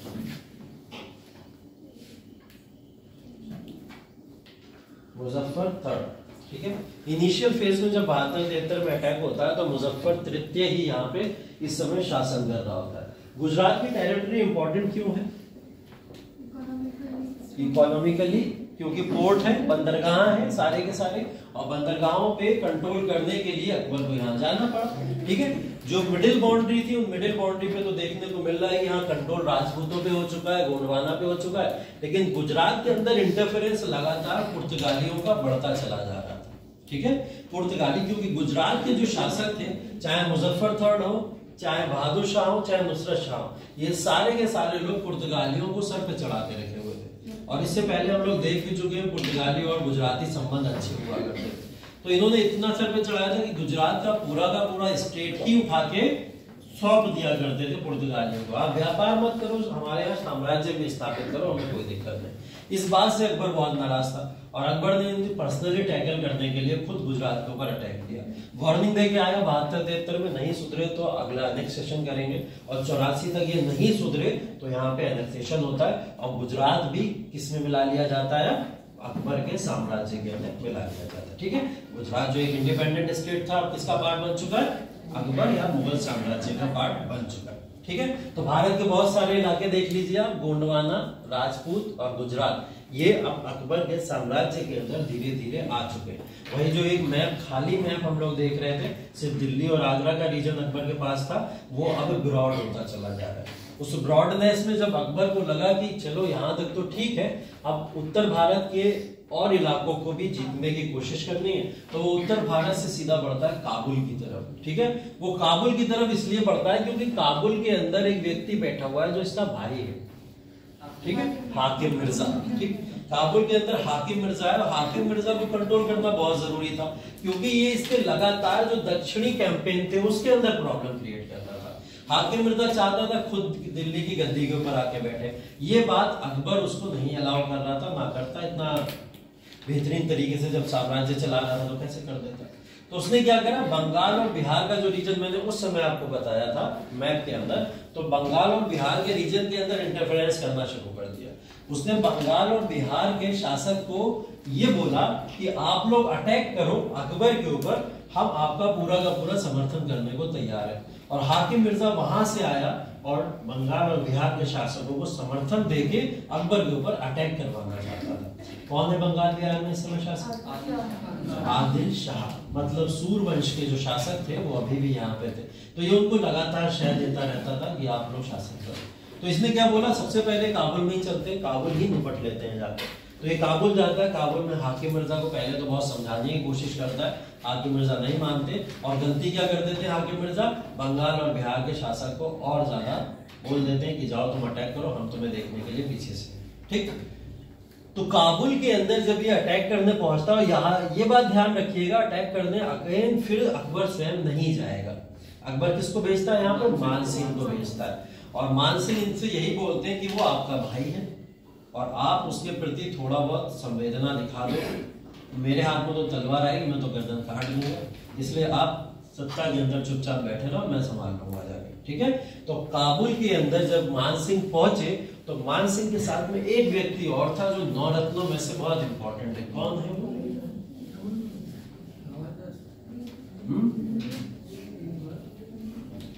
नौ रत्नों में से एक और इंपॉर्टेंट व्यक्ति यहीं से अपना कैंपेन शुरू करता है, जिसका नाम है टोडरमल।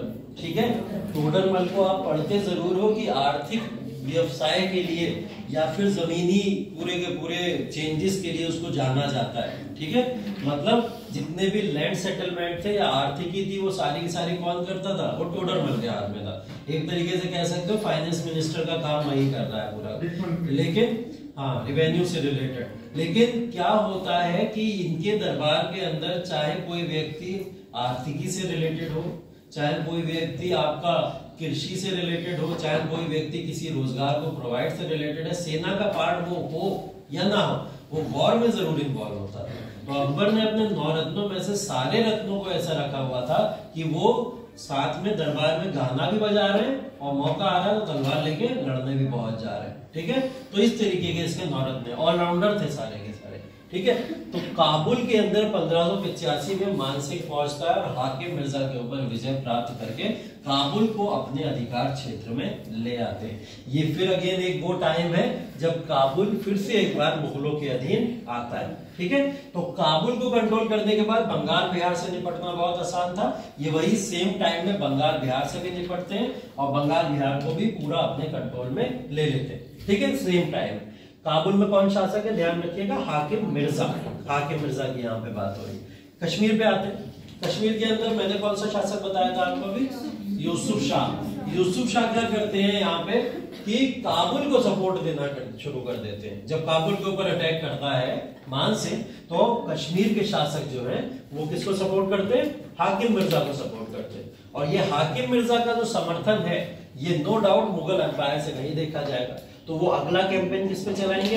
कश्मीर के ऊपर। देख रहे हो तो पिछला इतिहास यही है कि जो सपोर्ट करता है वो भी मारा जाता है, अगर राजा मारा गया। तो कश्मीर के साथ भी यही होता है। यूसुफ शाह को बंदी बना लिया जाता है। यहाँ पे फिर वही मान सिंह और टोडरमल आगे बढ़ के इनको भी बंदी बना लेते हैं। अगले ही साल ये युद्ध खत्म होता है और कश्मीर को भी अपने साम्राज्य के अंदर मिला लिया जाता है। ये सब इंडिपेंडेंट स्टेट्स थे, धीरे धीरे कहाँ आ रहे हैं? मुगलों के अधीन आते चले गए। ठीक, कश्मीर के बाद में अगला टारगेट था सिंध। और सिंध टारगेट इसलिए था क्योंकि उसने पहले इस बात को क्लियर करा हुआ था कि उसको जाना है कंधार। कंधार कहाँ है? अफगानिस्तान की ये वो बाउंड्री पड़ती है जहां से आपको एंट्रेंस मिलेगा सीज रूट्स पे। जो सीज रूट है वहां के मतलब समुद्री इलाके हैं, वो समुद्री इलाके में पूरे के पूरे कंट्रोल मिल जाएगा। अरेबियन जो इलाके हैं उन इलाकों में कंट्रोल मिलेगा। तो अकबर का अगला टारगेट सिंध इसलिए था क्योंकि वो यहाँ से कंधार जाना चाहता था। तो सिंध सिर्फ बीच में आ रहा था, इस वजह से उसने सिंध के ऊपर अटैक करा और सिंध को अटैक करके यहाँ पे इसको भी जीता। सारी चीजों में ध्यान रखिएगा, अकबर कहीं पे भी स्वयं नहीं जाता था। अकबर सिर्फ और सिर्फ अपने 9 रत्नों को भेजता था या फिर अपने कमांडर्स को भेजा करता था। ठीक है, मैंने बताया भी था पहले कि अकबर ने अपने साम्राज्य का विस्तार जो है वो अपने 9 रत्नों के दम पे ही किया था। उसको पता था कि ये इतने मजबूत हैं कि अपने साम्राज्य का विस्तार करवा सकते हैं। जब उसको लगता कि ये नहीं कर पा रहे तो शायद वो खुद जाता। ठीक, तो सिंध के ऊपर 1591 के अंदर पहुंचता है। 1591 के अंदर यहाँ पे सिंध में एक शासक है जिनका नाम था मिर्जा जनी बेग। ठीक है, मिर्जा जनी बेग। मिर्जा जनी बेग कहाँ के शासक है? सिंध के शासक है। और मिर्जा जनी बेग का भी अगेन मुगलों से ही रिलेशन है और मुगलों के ही ये अगेन फिर रिलेटिव लगते हैं। लेकिन सिंध को जीतना, क्योंकि इन्होंने इनको एक ऑफर भेजा था सिंध को, क्योंकि अकबर का देखिए हमेशा एक रूल था, वो कहीं भी अटैक करने से पहले एक प्रपोजल जरूर भेजता था। वो प्रपोजल भेजता था कि आप अपने राज्य को हमारे साम्राज्य के साथ मिला लीजिए तो मिलके खाना खाएंगे। लेकिन जब नहीं मानता था कोई तो फिर बोलते थे हम ही खाना खाएंगे, ठीक है। तो ऐसा होता था हमेशा। तो मिर्जा जनी बेग को भी एक प्रपोजल दिया गया था, मिर्जा जनी बेग इस बात से पीछे हट गया और उन्होंने यहाँ पे अटैक किया, और ये अटैक जो है अगेन फिर मानसिंह के ही अथॉरिटी के अंदर किया जाता है। इसी वजह से आगे चल के काबुल, कश्मीर और सिंध के जो इलाके हैं इन सब का गवर्नर मानसिंह को अपॉइंट करा जाता है, ठीक है, क्योंकि वही इन राज्यों को जीतते चले आ रहे थे और इसी समय इनको यहाँ का गवर्नर अपॉइंट कर दिया जाता है, ठीक। सिंध तो एक बहाना था सिर्फ और सिर्फ, असली मकसद तो कांधार जाना था, ठीक है। तो कांधार पे पहुंच गए 1595 से लेकर 95 तक लगातार कोशिश कर रहे थे लेकिन नहीं पहुंच पा रहे थे। यहाँ पे रूल देखिए किसका है, मैं अभी पहले आपको बता चुका हूं, सफाविद लोगों का है। किसका है? सफाविद, ठीक। सफाविद लोग अगेन फिर वही जो कॉन्फ्लिक्ट शिया सुन्नी वाला है वो कॉन्फ्लिक्ट यहाँ देखने को मिलता है। यहाँ से अकबर की बहुत अवहेलना शुरू होती है और बहुत क्रिटिसिज्म शुरू होता है। बोला जाता है कि अकबर ने यहाँ पे अटैक सिर्फ इसलिए किया था क्योंकि वो एक सुन्नी मुस्लिम था और वो शियाओं पे अटैक करना चाहता था, क्योंकि यहाँ पे सफाविद साम्राज्य था। क्योंकि इस बात का कोई लॉजिक लगता नहीं था कि कांधार जैसे इलाके के अंदर आप जाके क्यों अटैक कर रहे हो। अकबर ने हालांकि इस बात को लेके क्या प्रूफ दिया था, उसने बोला था कांधार से मुझे सी रूट्स मिल जाएंगे और मैं सी रूट्स के ऊपर अपना कंट्रोल स्थापित करना चाहता हूँ, ऐसा बोला था, ठीक है। तो ये इसीलिए कंट्रोल करता है। सफाविद शासक इनके ऊपर आरोप लगाते हैं कि इन्होंने हमारे ऊपर अटैक किया है और ये धार्मिक अटैक है सिर्फ और सिर्फ सीधा सीधा। सफाविद फिर अगेन एक बार बता दूं जो भारत के अंदर सूफी आंदोलन चला था, ठीक है, सूफी आंदोलन जिसकी बात हम लोग आगे करेंगे चल के, भक्ति के बाद सूफी आंदोलन। तो सूफी आंदोलन के अंदर बहुत ही इंपॉर्टेंट कुछ लोग थे जो सफाविद वंशज के भी लोग थे। तो सफाविद का जो एक दर्जा था वो इस्लाम के अंदर काफी उच्च माना जाता था, और जब कोई शासक सफाविद के ऊपर या उच्च दर्जे के ऊपर अटैक करेगा तो क्रिटिसिज्म तो उसको देखने को मिलेगा। इस सब चीजों को अकबर ने बाद में अपनी रिलीजियस पॉलिसी से कवर तो जरूर कर लिया, लेकिन वो पॉपुलर पॉलिसीज कभी भी सक्सेसफुल नहीं हो पाई, जिसके अंदर आप लोग दीन इलाही जैसी चीजें भी देखोगे, ठीक है, और डिग्री ऑफ इनफेलेबिलिटी भी देखती है उसके अंदर हम लोग। तो ऐसे कुछ चीजें उसने अपनाई थी जिसके बाद अकबर अपने डैमेज को नहीं कंट्रोल कर पाया। सफाविद के ऊपर अटैक, कांधार को जीतना, ये अकबर का सबसे इंपॉर्टेंट कैंपेन था, लेकिन इसी के बाद में इनकी सत्ता हिल सी जाती है। सामाजिक तौर पे तो हिलती है, साथ में धार्मिक तौर पे भी हिल जाती है। जो धार्मिक सपोर्ट अभी तक इनको मिलता था वो धार्मिक सपोर्ट यहाँ से आधा हो जाता है। अभी तक सभी समुदाय के लोग सपोर्ट करते थे, लेकिन अब सिर्फ एक समुदाय के लोग इनको सपोर्ट करते हैं, ठीक है। तो ये हिल जाता है यहाँ से। तो कांधार के ऊपर अटैक यहाँ 1595 में होता है। सफाविद लोगों का यहाँ पे रूल था। इसके बाद में जब कांधार वांधार जीत के ये आते हैं तो इनको अब दिखता है दक्षिण भारत। इन्होंने कहा कि मैंने अपने जीवन में लगभग हर चीज और हर क्षेत्र को जीता, सिर्फ और सिर्फ क्या बचाया? दक्षिण भारत। तो उत्तर भारत तो हम लोग देख चुके, उत्तर भारत के चक्कर में ये भारत के भी बाहर निकल गए, ठीक है, तो वो भी जीत के चले आए। लेकिन दक्षिण भारत अभी भी महरूम है इन सब चीजों से, और दक्षिण भारत अभी भी दूर है। तो दक्षिण भारत के कैंपेन के लिए सबसे पहले कहां पहुंचे ये? अहमदनगर, ठीक है। अहमदनगर कहां पड़ता है? महाराष्ट्र, महाराष्ट्र का इलाका है अहमदनगर। 1620, ठीक है। दक्षिण भारत का तो एंट्रेंस ही महाराष्ट्र है ना। दक्षिण भारत के अंदर अगर आपको घुसना है तो आपको महाराष्ट्र तक तो पहुंचना ही पड़ेगा। तो महाराष्ट्र इनका 1600 में अगला कैंपेन था। यहाँ पे ध्यान रखिएगा, अहमदनगर में एंट्रेंस जो होती है एक इंपॉर्टेंट रोल की होती है, और वो रोल है यहाँ पे सलीम का, ठीक है। सलीम कौन? जहांगीर की बात कर रहे हैं, अकबर का पुत्र। अकबर का पुत्र भी अब खुद इतना बड़ा हो चुका है कि वो चाहता है जल्दी से जल्दी अकबर मर जाए और मैं गद्दी पर बैठूं, ठीक है, क्योंकि वो इंतजार करते करते थक गया है कि बुढ़ा मर ही नहीं रहा 50 साल, ठीक है, और 50 साल साम्राज्य में बैठे बैठे वो थक गया था इस समय कि अब वो यहाँ पे इनकी कहना माने और साम्राज्य में वेट कब तक करता।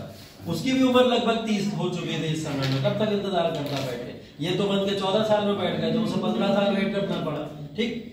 तो अहमदनगर के अंदर यहाँ पे सलीम ने साथ जरूर दिया था अहमदनगर को जीतने के लिए, और अहमदनगर को यहाँ 1600 में जब मुगलों ने जीता तो इनके सामने एक, देखिए अगेन फिर अहमदनगर एक बहाना था फिर कहां पहुंचने के लिए? दक्षिण भारत में। तो दक्षिण भारत में ये एंट्रेंस के लिए ऐसा कार्य कर रहे थे। अहमदनगर तो जीत लिया आसानी से, लेकिन इनके सामने एक बहुत बड़ा चैलेंज था जिसको फोर्ट ऑफ आसीरगढ़ बोलते हैं, आसीरगढ़ का किला। आसिरगढ़ के किले को लेके बहुत सारी कहानियां हैं और बहुत इंटरेस्टिंग कहानियां भी हैं। उससे रिलेटेड कुछ कहानियां आप लोग देख सकते हो, यूट्यूब के ऊपर जाके देखोगे बहुत सारे रहस्यमय कहानियां मिलेंगी देखने को। तो इनका मतलब था आसिरगढ़ के किले पे पहुंचना। खानदेश वही इलाका जो मध्य प्रदेश और महाराष्ट्र की बाउंड्री को छूता है, वहीं से एंट्रेंस होती है खानदेश के इलाके की, और फोर्ट ऑफ आसिरगढ़ वहीं से पहुंचा जाता है। अहमदनगर को जीतना एक बहाना था, असली कहां पहुंचना था? आसिरगढ़ के किले पे। आसिरगढ़ के किले के बारे में आपको कुछ बता दूं, आसिरगढ़ का फोर्ट या आसिरगढ़ का किला वो किला माना जाता है कि जब यहाँ पे खानदेश के ऊपर अटैक हुआ अकबर का, तो वो लोग अपनी पूरी की पूरी आर्मी को लेके आसिरगढ़ के किले के अंदर चले जाते हैं। आसिरगढ़ का किला, जब भी हम कोई किले की बात करते हैं तो आप लोग ये मत समझिएगा कोई एक स्ट्रक्चर बना हुआ है और किला वहीं पे सीमित है। आसिरगढ़ का किला हमेशा बनाया जाता था, अंदर पूरा का पूरा एक शहर बसता था उसमें, ठीक है। तो एक किले का गेट जरूर होता था लेकिन अंदर पूरा शहर बसता था उसमें। तो पिक्चरों में देखा होगा आपने, बड़े बड़े लट्ठे लेके दीवारें तोड़ते हैं ना, जो किलों की दीवारें जो तोड़ते होते हैं, उसके पीछे बहुत सारे राजा रानी देख रहे होते हैं, ठीक है। तो वो पूरा शहर होता है अंदर तक। आसिरगढ़ के किले के बारे में पॉपुलर ये चीज थी कि अकबर इस किले को भेदने में अपने लगभग जीवन के 6 महीने गवा देता है। 6 महीने तक ये आसिरगढ़ के किले को तोड़ता रहता है, अपनी सेना से तोड़वाता रहता है, लेकिन ये किला ध्वस्त होने का नाम नहीं लेता है, ठीक है। बोला जाता है इसके अंदर कुछ ऐसी शक्तियां बताई जाती हैं, कुछ ऐसी चीजें बताई जाती हैं जो आसिरगढ़ के फोर्ट को प्रोटेक्ट कर रही थी। ऐसी कई सारी कहानी जो मैंने बोला यूट्यूब पे आपको मिल सकती हैं। तो फोर्ट ऑफ आसिरगढ़ के अंदर बोला गया 6 महीने तक वहां की जनता ना किले से बाहर निकली, ना कोई बाहर से अंदर गया। मतलब आपको अगर अपने साम्राज्य को जिंदा रखना, जीवित रखना, तो खाना पीना तो है ही, खाओगे पियोगे कैसे जब शहर से बाहर ही नहीं आओगे, ठीक है। तो 6 महीने तक आसिरगढ़ के फोर्ट से कोई बाहर भी नहीं आता था, खानदेश के इलाके में भी नहीं आता था कि जाके अपना शक्कर पानी चावल खरीद ले, ऐसा भी नहीं होता था। तो 6 महीने तक इन्होंने कैसे सर्वाइवल किया। उसके बाद में जब अकबर ने ये किला भेदा, तो किले भेदने के बाद में जब वो अंदर पहुंचा तो वो हैरान रह गया। उसने देखा कि आसिरगढ़ के फोर्ट के अंदर लोगों ने खेती करके रखी हुई है पूरा, वहां पे फसल भी उगती थी, सब्जियां भी उगती थी, तमाम जो है हर तरीके का रिसोर्सेज वहां पे पहले ही अवेलेबल था। भंडार इतना था वहां पे कि अगर 6 महीना और वो लोग बाहर ना निकलते तब भी जीवित रह जाते, इतना भंडार वहां पे पहले से ही भरा हुआ था। तो असीमित भंडार के फॉर्म में जाना जाता था ये। और फोर्ट ऑफ आसिरगढ़ जब अकबर यहाँ से जीता तो यही बोला जाता है इसका अंतिम कॉन्क्वेस्ट था। इसके बाद में अकबर थोड़ा बहुत, जैसा कि हम लोग देखते हैं अशोका के समय में कालिंजर के युद्ध के बाद में उसने बहुत गिल्टी फील किया था, तो अकबर भी यहाँ आसिरगढ़ के फोर्ट के बाद में खुद को बहुत गिल्टी फील करता है कि मैंने ऐसे साम्राज्य को तबाह कर दिया, फोर्ट ऑफ आसिरगढ़ को, जिसकी कुछ मान्यता भी थी, लोग इसकी मान्यता भी रखते थे, और साथ ही साथ अंदर इतना अनाज को लेके लोग पहले से प्रोटेक्ट थे, तो वो सम्मान में आगे किसी भी युद्ध के अंदर पार्टिसिपेट नहीं करता है, छोड़ देता है, यहीं से त्याग देता है। और ये 1601 का समय है, जब ये त्यागते हैं तो एक्टिव कौन हो जाते हैं? जहांगीर। जहांगीर कहते हैं तुम त्यागो, चाहे 10 साल बैठो, 20 साल बैठो, मुझे नहीं मतलब, मुझे अब साम्राज्य चाहिए, ठीक है। तुम जिंदा रहो मरो, मुझे उससे कोई लेना देना नहीं, मुझे क्या चाहिए? अब साम्राज्य चाहिए। जहांगीर इतना नफरत क्यों करता था अपने पिता से?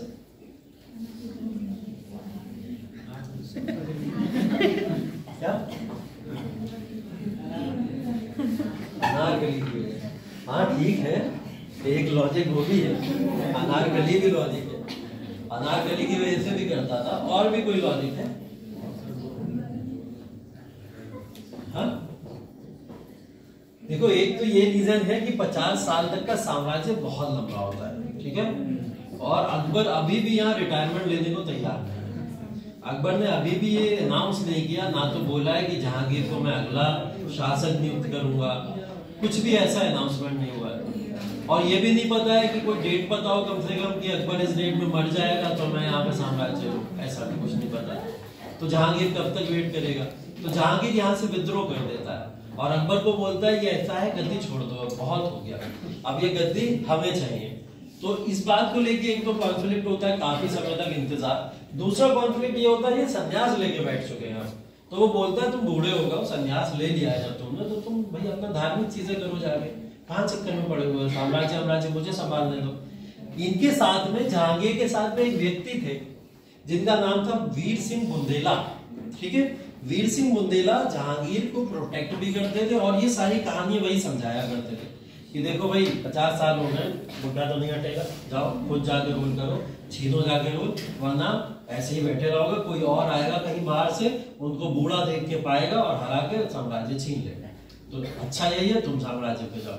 अकबर मानने को तैयार नहीं कि वो बूढ़े हो चुके हैं, बोले नहीं मैं तो हुआ ही नहीं हूँ अभी, अगर लड़ना है तो आओ अभी भी लड़ लो आगे। तो 1602 में जहांगीर का और अकबर का एक युद्ध होता है। ठीक है, क्योंकि यहाँ पे जहांगीर रिवॉल्ट कर देता है, एक विद्रोह कर देता है अकबर के अगेंस्ट में।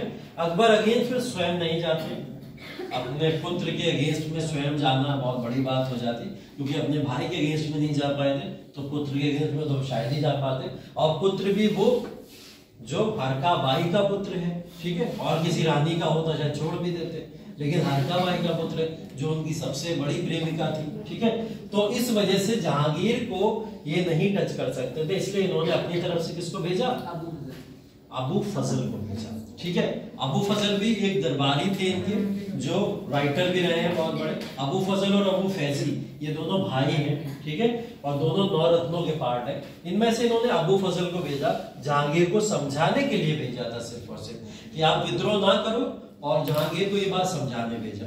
हुआ क्या, जहांगीर ने वीर सिंह बुंदेला को आदेश देके अबू फजल की हत्या करवा दी। ठीक है, अबू फजल 9 रत्नों के व्यक्ति थे और उनकी हत्या होना अकबर को यहीं से ये बात नहीं स्वीकार होती है, और अकबर यहाँ जहांगीर को बंदी बना के जेल में डाल देता। अब ये जो है कॉन्फ्लिक्ट शुरू हो जाता है तमाम लोगों में, क्योंकि राज्य के अंदर बंटवारे होते हैं और राज्य के अंदर बहुत सारे लोग बटे हुए होते हैं। ठीक है, तो कई सारे लोग थे जो जहांगीर को समर्थन करते थे, कई सारे लोग थे जो अकबर को समर्थन करते थे। तो जहांगीर के समर्थन वाले लोगों ने भी यहाँ पे जहांगीर के साथ में या जहांगीर के पीछे वीर सिंह बुंदेला के साथ में एक सेना बनाई, जहांगीर को वहां से छुड़ाया गया, और अगेन फिर उसने एक रिवॉल्ट फिर किया। अकबर इस चीज से लगातार परेशान रहता था। 1605 में उसकी स्वयं ही मृत्यु होती है, किसी के मारने की वजह से नहीं हुई है, तो खुद ही मृत्यु हो जाती है, और ये गद्दी सीधा सीधा किसके हाथ में चली आती है, जहांगीर के हाथ में चली जाती है। ठीक है, तो वीर सिंह बुंदेला को हालांकि मरवा देता है अकबर, अबू फजल की हत्या करने के आरोप में उसको मरवा देता है, लेकिन जहांगीर आगे चल के इस गद्दी के ऊपर बैठ जाता है। एक बहुत पुरानी पिक्चर आई थी जो आप लोगों ने मुगले आजम देखी होगी, उसके अंदर एक सीन दिखाया गया है, वो घंटे वाला सीन, घंटी बजती है, फांसी पे लटकाने वाला सीन, जब सीढ़ियों से जहांगीर को ले जाकर वहाँ लटकाया जाता है सलीम को। तो अकबर वहाँ फांसी की सजा सुना चुके होते हैं कि अब इनको फांसी हो जानी चाहिए। उसमें रीजन ये दिखाया गया कि वो अनारकली की वजह से सारा का सारा सीन क्रिएट हुआ। एक्चुअल में सीन तो वही क्रिएट हुआ था, लेकिन रीजन वहाँ अनारकली नहीं थी। रीजन क्या था, रीजन ये था अबू फजल की हत्या करवा देना और अकबर के अगेंस्ट में विद्रोह करना, ये मेन रीजन माना जाता है। ठीक है, उसके बाद में बहुत सारी कहानियां चली कि ये सब अनारकली की वजह से हुआ, अनारकली को दीवारों के पीछे छुपवा दिया जाता है, बाद में अकबर ये क्या करता है, अनारकली को वहां से निकलवा देता है, ऐसा भी होता है। लेकिन जहांगीर को हमेशा यही लगता है कि अकबर ने ही अनारकली की हत्या करवाई, ऐसा लगता है। ठीक है, तो बहुत सारी कहानियां हैं और फालतू कहानियों पे ध्यान मत दिया करो। तो ये देखिए अकबर के समय काल के अंदर पूरा का पूरा पॉलिटिकल इतिहास था, जो हम लोग उनके कॉन्क्वेस्ट से लेकर, मतलब आक्रमण से लेकर कहां कहां उन्होंने साम्राज्य को विस्तार किया, वो सब चीजें पढ़ते हैं। एक हिस्सा पॉलिटिकल इतिहास है इनका, या राजनीतिक इतिहास यही था जो इन्होंने पूरे भारत में धीरे धीरे अपना कंट्रोल किया। लेकिन वो कंट्रोल करना और साम्राज्य को चलाना भी एक बड़ी बात होती है। आप कहीं पे भी जाओ और साम्राज्य को स्थापित जरूर कर दो, लेकिन उसका मैनेजमेंट ही अगर कुछ नहीं है तो आप उस साम्राज्य को कभी भी रन नहीं कर पाओगे। अगेन फिर वो साम्राज्य आपके हाथ से चला जाएगा। लेकिन अकबर के हाथ से जो भी साम्राज्य आए कभी गए नहीं, हमेशा उसके हाथों में ही रहे, और रूलर के फॉर्म में देखते हैं हम लोग हाथों से चले जाते थे। क्यों ऐसा हुआ? इसके प्रशासन की वजह से, क्योंकि इसने जो प्रशासन यहाँ पे रेगुलेट किया हुआ था, वो प्रशासन इतना दमदार था कि शायद उसका फेल्यूर हम लोग कभी नहीं देखते। अकबर की धार्मिक नीतियां जरूर फेल हुई, लेकिन अकबर की प्रशासनिक नीतियां कभी भी फेल होती नहीं दिखती है। और इन्हीं प्रशासनिक नीतियों पे लगातार बार बार क्वेश्चंस पूछे जाते हैं कि अकबर की प्रशासनिक नीतियां इतनी मजबूत कैसे थी, और अकबर ने अपनी प्रशासनिक नीतियों को इतना मजबूत बनाया कैसे था। तो वो प्रशासन को समझना हमारे लिए जरूरी है, जो अगला पार्ट है इसका प्रशासन। ठीक है, तो अगर नोट कर लो तो प्रशासन हेडिंग डाल लो। कोई डाउट अभी तक किसी तरीके का? हाँ भी नहीं बोलते हो, ना भी नहीं बोलते हो, क्या समझो?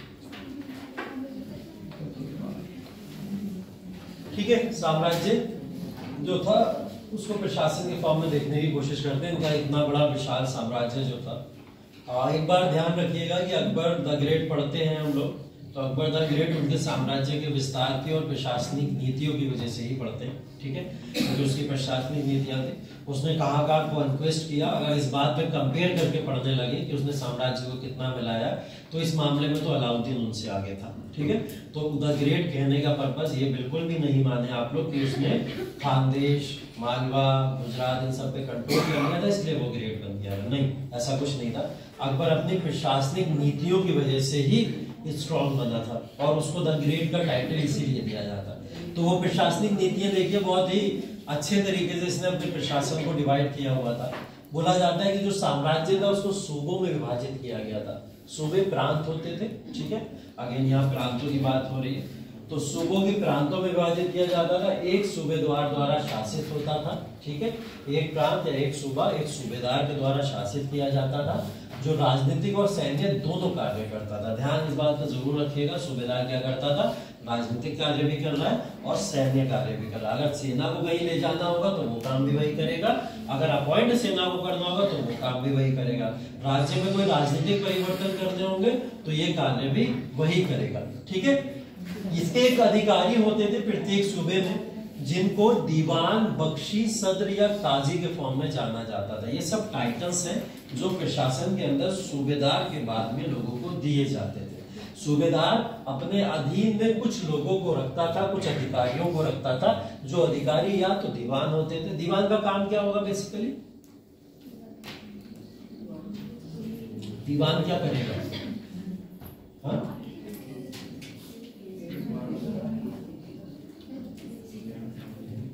दीवान तो बताओ क्या करेगा? दीवान राजस्व के कार्य देखेगा ना। दीवान का कार्य क्या होगा? राजस्व के कार्यों को देखना। बख्शी क्या करेगा? मीरे बख्शी एक पोजीशन थी जो इस समय दी गई थी। बख्शी का मतलब, बख्शी का मतलब ये होता है कि जब किसी भी तरीके की कर व्यवस्था को रेगुलेट करना होता है तो वो कार्य मीरे बख्शी के द्वारा कराया जाता है। तो बख्शी का कार्य भी होता था रिवेन्यू सेटलमेंट करना, राजस्व के कुछ कार्य करना और टैक्स सेटलमेंट भी करना, मतलब कर व्यवस्था को भी रेगुलेट करना। सद्र,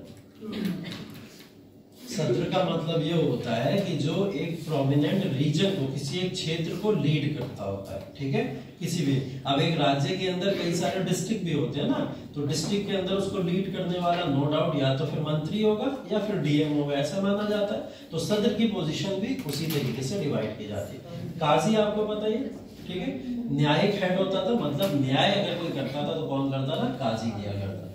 ठीक, ये तो साम्राज्य को सूबों में बांटने की बात हो गई। लेकिन इतना ही नहीं था, साम्राज्य एक और विभाजन का तरीका था। साम्राज्य को एक तरीके से और विभाजित किया जाता था जिसमें थी जागीर सबसे पहले। ठीक है, जागीर, जागीर देखिए, रईसों और शाही परिवार के सदस्यों को आवंटित किया जाता है। रईस या शाही परिवार मतलब अकबर के कुछ भाई बंधु होंगे, अकबर के परिवार के लोग होंगे, ऐसे लोग होंगे, या अकबर का खुद का होगा, तो ऐसे सब लोगों को जागीर मिला करती थी। उनकी प्रॉपर्टी क्या थी? जागीर होती थी। उसके बाद खालसा होती थी। खालसा पहले भी पढ़ चुके हैं आप लोग। शाही खजाने के लिए आरक्षित क्षेत्र होता था, मतलब शहंशाह या राजा के अधीन जो डायरेक्ट क्षेत्र होगा वो सारा का सारा क्या होगा? खालसा होगा। ठीक, इनाम, इनाम एक तीसरे तरीके की प्रॉपर्टी थी, इसको अलग एक प्रॉपर्टी का दर्जा दिया जाता था। ये धार्मिक नेताओं को दिया जाता था और इसका आधा हिस्सा अप्रयुक्त रहता था। मतलब कह सकते हो कि ये इनाम की जो प्रॉपर्टी थी वो सिर्फ और सिर्फ धार्मिक लीडर्स या धार्मिक जितने भी लोग थे, मौलवी, मौलाना या काजी लोगों को दिया जाता था और वही इस प्रॉपर्टी पे अपना अधिकार रखा करते थे। अब वो चाहे इसके ऊपर मस्जिद बनाए, चाहे मदरसा बनाए, चाहे फिर किसी भी तरीके का कोई भी निर्माण करे वो उनके हाथों में होता था। तो ये 3 तरीके की प्रॉपर्टीज को यहाँ पे दिया जाता है। इस दान की भूमि को मध्यमास बोला जाता है। दान दी जाने वाली भूमि को मध्यमास बोला जाता है। दान दी जाने वाली भूमि को, दान दी जाने वाली भूमि इस समय में कोई एक पर्टिकुलर वर्ड नहीं है। जो आप बात कर रहे हो वो दिल्ली सल्तनत का शब्द है। सर इसमें भी था धार्मिक इसमें धार्मिक कार्यों के लिए जो भी भूमि दी जाती थी उसको मुक्ति कह के एक वर्ड यूज करते थे हम लोग, और मुक्ति शब्द ही यूज होता था। लेकिन इस समय में भी वही शब्द चला आ रहा है जो दिल्ली सल्तनत के शासन चलाते थे। मुक्ति शब्द आप कह सकते हैं, ठीक है, मुक्ति। स्थानीय सरकार की बात करें, प्रशासन हो गया, प्रशासन के बाद में स्थानीय सरकार। प्रशासन की जब हम लोग बात कर रहे हैं तो क्या इसमें सेंट्रल और स्टेट दोनों आ जाएंगी, केंद्रीय और राज्य सरकार आ जाएंगी ना इसके अंदर। जब हम प्रशासन की बात कर रहे हैं कि केंद्र को प्रांतों में विभाजित किया, प्रांतों के बाद में ऐसे जागीर और इनाम या खालसा के फॉर्म में डिवीजन किया गया था। अब उसके बाद में अगला टारगेट तो प्रशासनिक इकाई में क्या होगा, स्थानीय सरकार होगा। हम लोग प्रशासन को जब भी डिवाइड करते हैं 3 पार्ट में करते हैं ना, केंद्रीय, राज्य और स्थानीय, ऐसे तो करते हैं। तो राज्यों में प्रांतों वाला पढ़ लेते हैं, तो इसमें केंद्रीय और राज्य और प्रांत दोनों आ गए, ठीक है। बचा क्या, स्थानीय। स्थानीय कौन सी होती है, ग्राम वाली होती है ना, यही तो है ग्राम वाली। जो लोकल एडमिनिस्ट्रेशन जिसको हम लोग बोलते हैं वो ग्राम वाला होता है, ठीक है। तो स्थानीय सरकार के अंदर देख लीजिए एक पोजीशन थी जिसको फौजदार बोला करते थे। और फौजदार एक पूरा का पूरा प्रॉपर वहां पे कानून के तौर पे चला करता था। ये कानून और व्यवस्था का प्रभार जो था अपने हाथों में रखा करता था। फौजदार का काम कानून और व्यवस्था जो भी होती थी उसको अपने हाथों में रखते थे। कहाँ पे, स्थानीय प्रशासन में। ध्यान रखिएगा, ये नहीं ध्यान रखिएगा कि प्रांतों में फौजदार इस कार्य को किया करता था। अगर लिख के आ गया गलती से कि परगना या प्रांतों में फौजदार कानून और व्यवस्था को देखा करता था, तो ये स्टेटमेंट एकदम गलत है, ठीक है। हालांकि फौजदार काम यही कर रहा है, आप लोग ये समझ के सही लगाए जाओगे, लेकिन एक शब्द पहले क्या ऐड है, प्रांत और परगना। ऐसा नहीं है, ये कहाँ कर रहा है ये कार्य, ग्राम में या स्थानीय सरकार के अंदर कार्य किया जाता है। शब्दों को बहुत ध्यान से देखने की जरूरत होती है, ध्यान से देखिएगा, ठीक है। उसके बाद में अमल गुजार। ग्राम के अंदर ही एक पोजीशन और थी जिसको अमल गुजार कहा जाता था। अमल गुजार भूमि का मूल्यांकन, ठीक है, और राजस्व संग्रह, ये सब देखा करता था। ग्रामों के अंदर राजस्व का बंटवारा किस भूमि के आधार पे कितना कितना होना चाहिए, उन सारे के सारे चीजों को सिर्फ और सिर्फ ये अमल गुजार ही देखा करते, ठीक है। इसके बाद में राजा टोडरमल की भी बात हो रही है। टोडरमल जैसा मैंने बोला था, ये लैंड सेटलमेंट से रिलेटेड या रेवेन्यू सेटलमेंट का पूरा इन्हीं के समय में देखने को मिलता है, ठीक है। तो इन्होंने जब्ती या बंदोबस्त प्रणाली लागू की थी। जब्ती या बंदोबस्त प्रणाली, इसी से मिलती जुलती एक प्रणाली देहसाला प्रणाली है। अगेन फिर वो राजा टोडरमल से ही रिलेटेड है, ठीक है। उसके बाद में बटाई या गल्ला बख्शी प्रणाली भी जो है वो फिर इसी से रिलेटेड है। ये सब बातें रेवेन्यू सेटलमेंट की हैं, राजस्व के कंट्रोल को लेके है कि राजस्व और रेवेन्यू को किस किस तरीके से कंट्रोल किया जाता था। मतलब अगर भूमि का नापन करना है और भूमि को नाप के उसके ऊपर किसी भी तरीके का कोई कर लगाना है, तो वो कर लगाने के लिए टोडरमल ने एक ऐसी व्यवस्था की थी कि जिससे बेहतर व्यवस्था ना तो प्राचीन या मध्यकालीन शासकों के द्वारा कभी देखने को मिली। आगे चल के अंग्रेजों ने भी टोडरमल व्यवस्था को पूरी तरीके से लागू किया भारत के ऊपर, ठीक है। तो ये व्यवस्था समझने के लिए हमको राजा टोडरमल को समझना जरूरी है और राजा टोडरमल के राजस्व की व्यवस्था को समझना जरूरी है। तो राजा टोडरमल ने कौन सी राजस्व व्यवस्था यहाँ पे अपनाई उसके बारे में कल पढ़ा, ठीक। हाँ कर लो नोट अगर कुछ करना है, बाकी पढ़ेंगे कल। हाँ कहाँ पे बख्शी और सत्र। देखो बख्शी का काम अगेन वही रेवेन्यू से रिलेटेड बताया था मैंने, ठीक है। सत्र का काम होता है जो लीडर होता था, डिस्ट्रिक्ट का हेड, ठीक है, किसी भी डिस्ट्रिक्ट का हेड, उसको सत्र कहा जाता है। ये बटाई या गल्ला बख्शी सिस्टम है। इसके इसके बाद में भी बहुत सारे, इसलिए मैंने अभी बताया नहीं, मैं इसलिए कल बताऊंगा इसको, बहुत टाइम लग जाएगा इसमें भी। तो राजस्व प्रणाली पूरी की पूरी कल बताएंगे। आप लोग बस स्थानीय सरकार तक नोट कर लीजिए, इसके आगे का हम लोग कल डिस्कस करेंगे, ठीक है।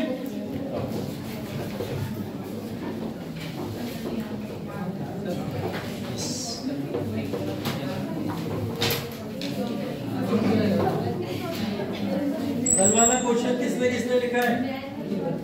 हाँ अभी मिल लो सब, देखेंगे तुम लोग को बाहर मिलो।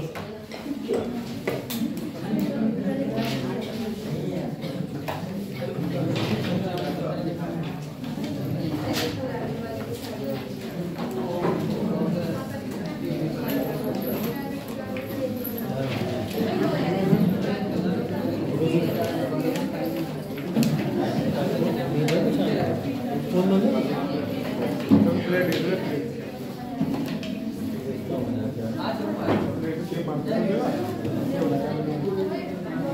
ये बाहर यहीं छोड़ दो।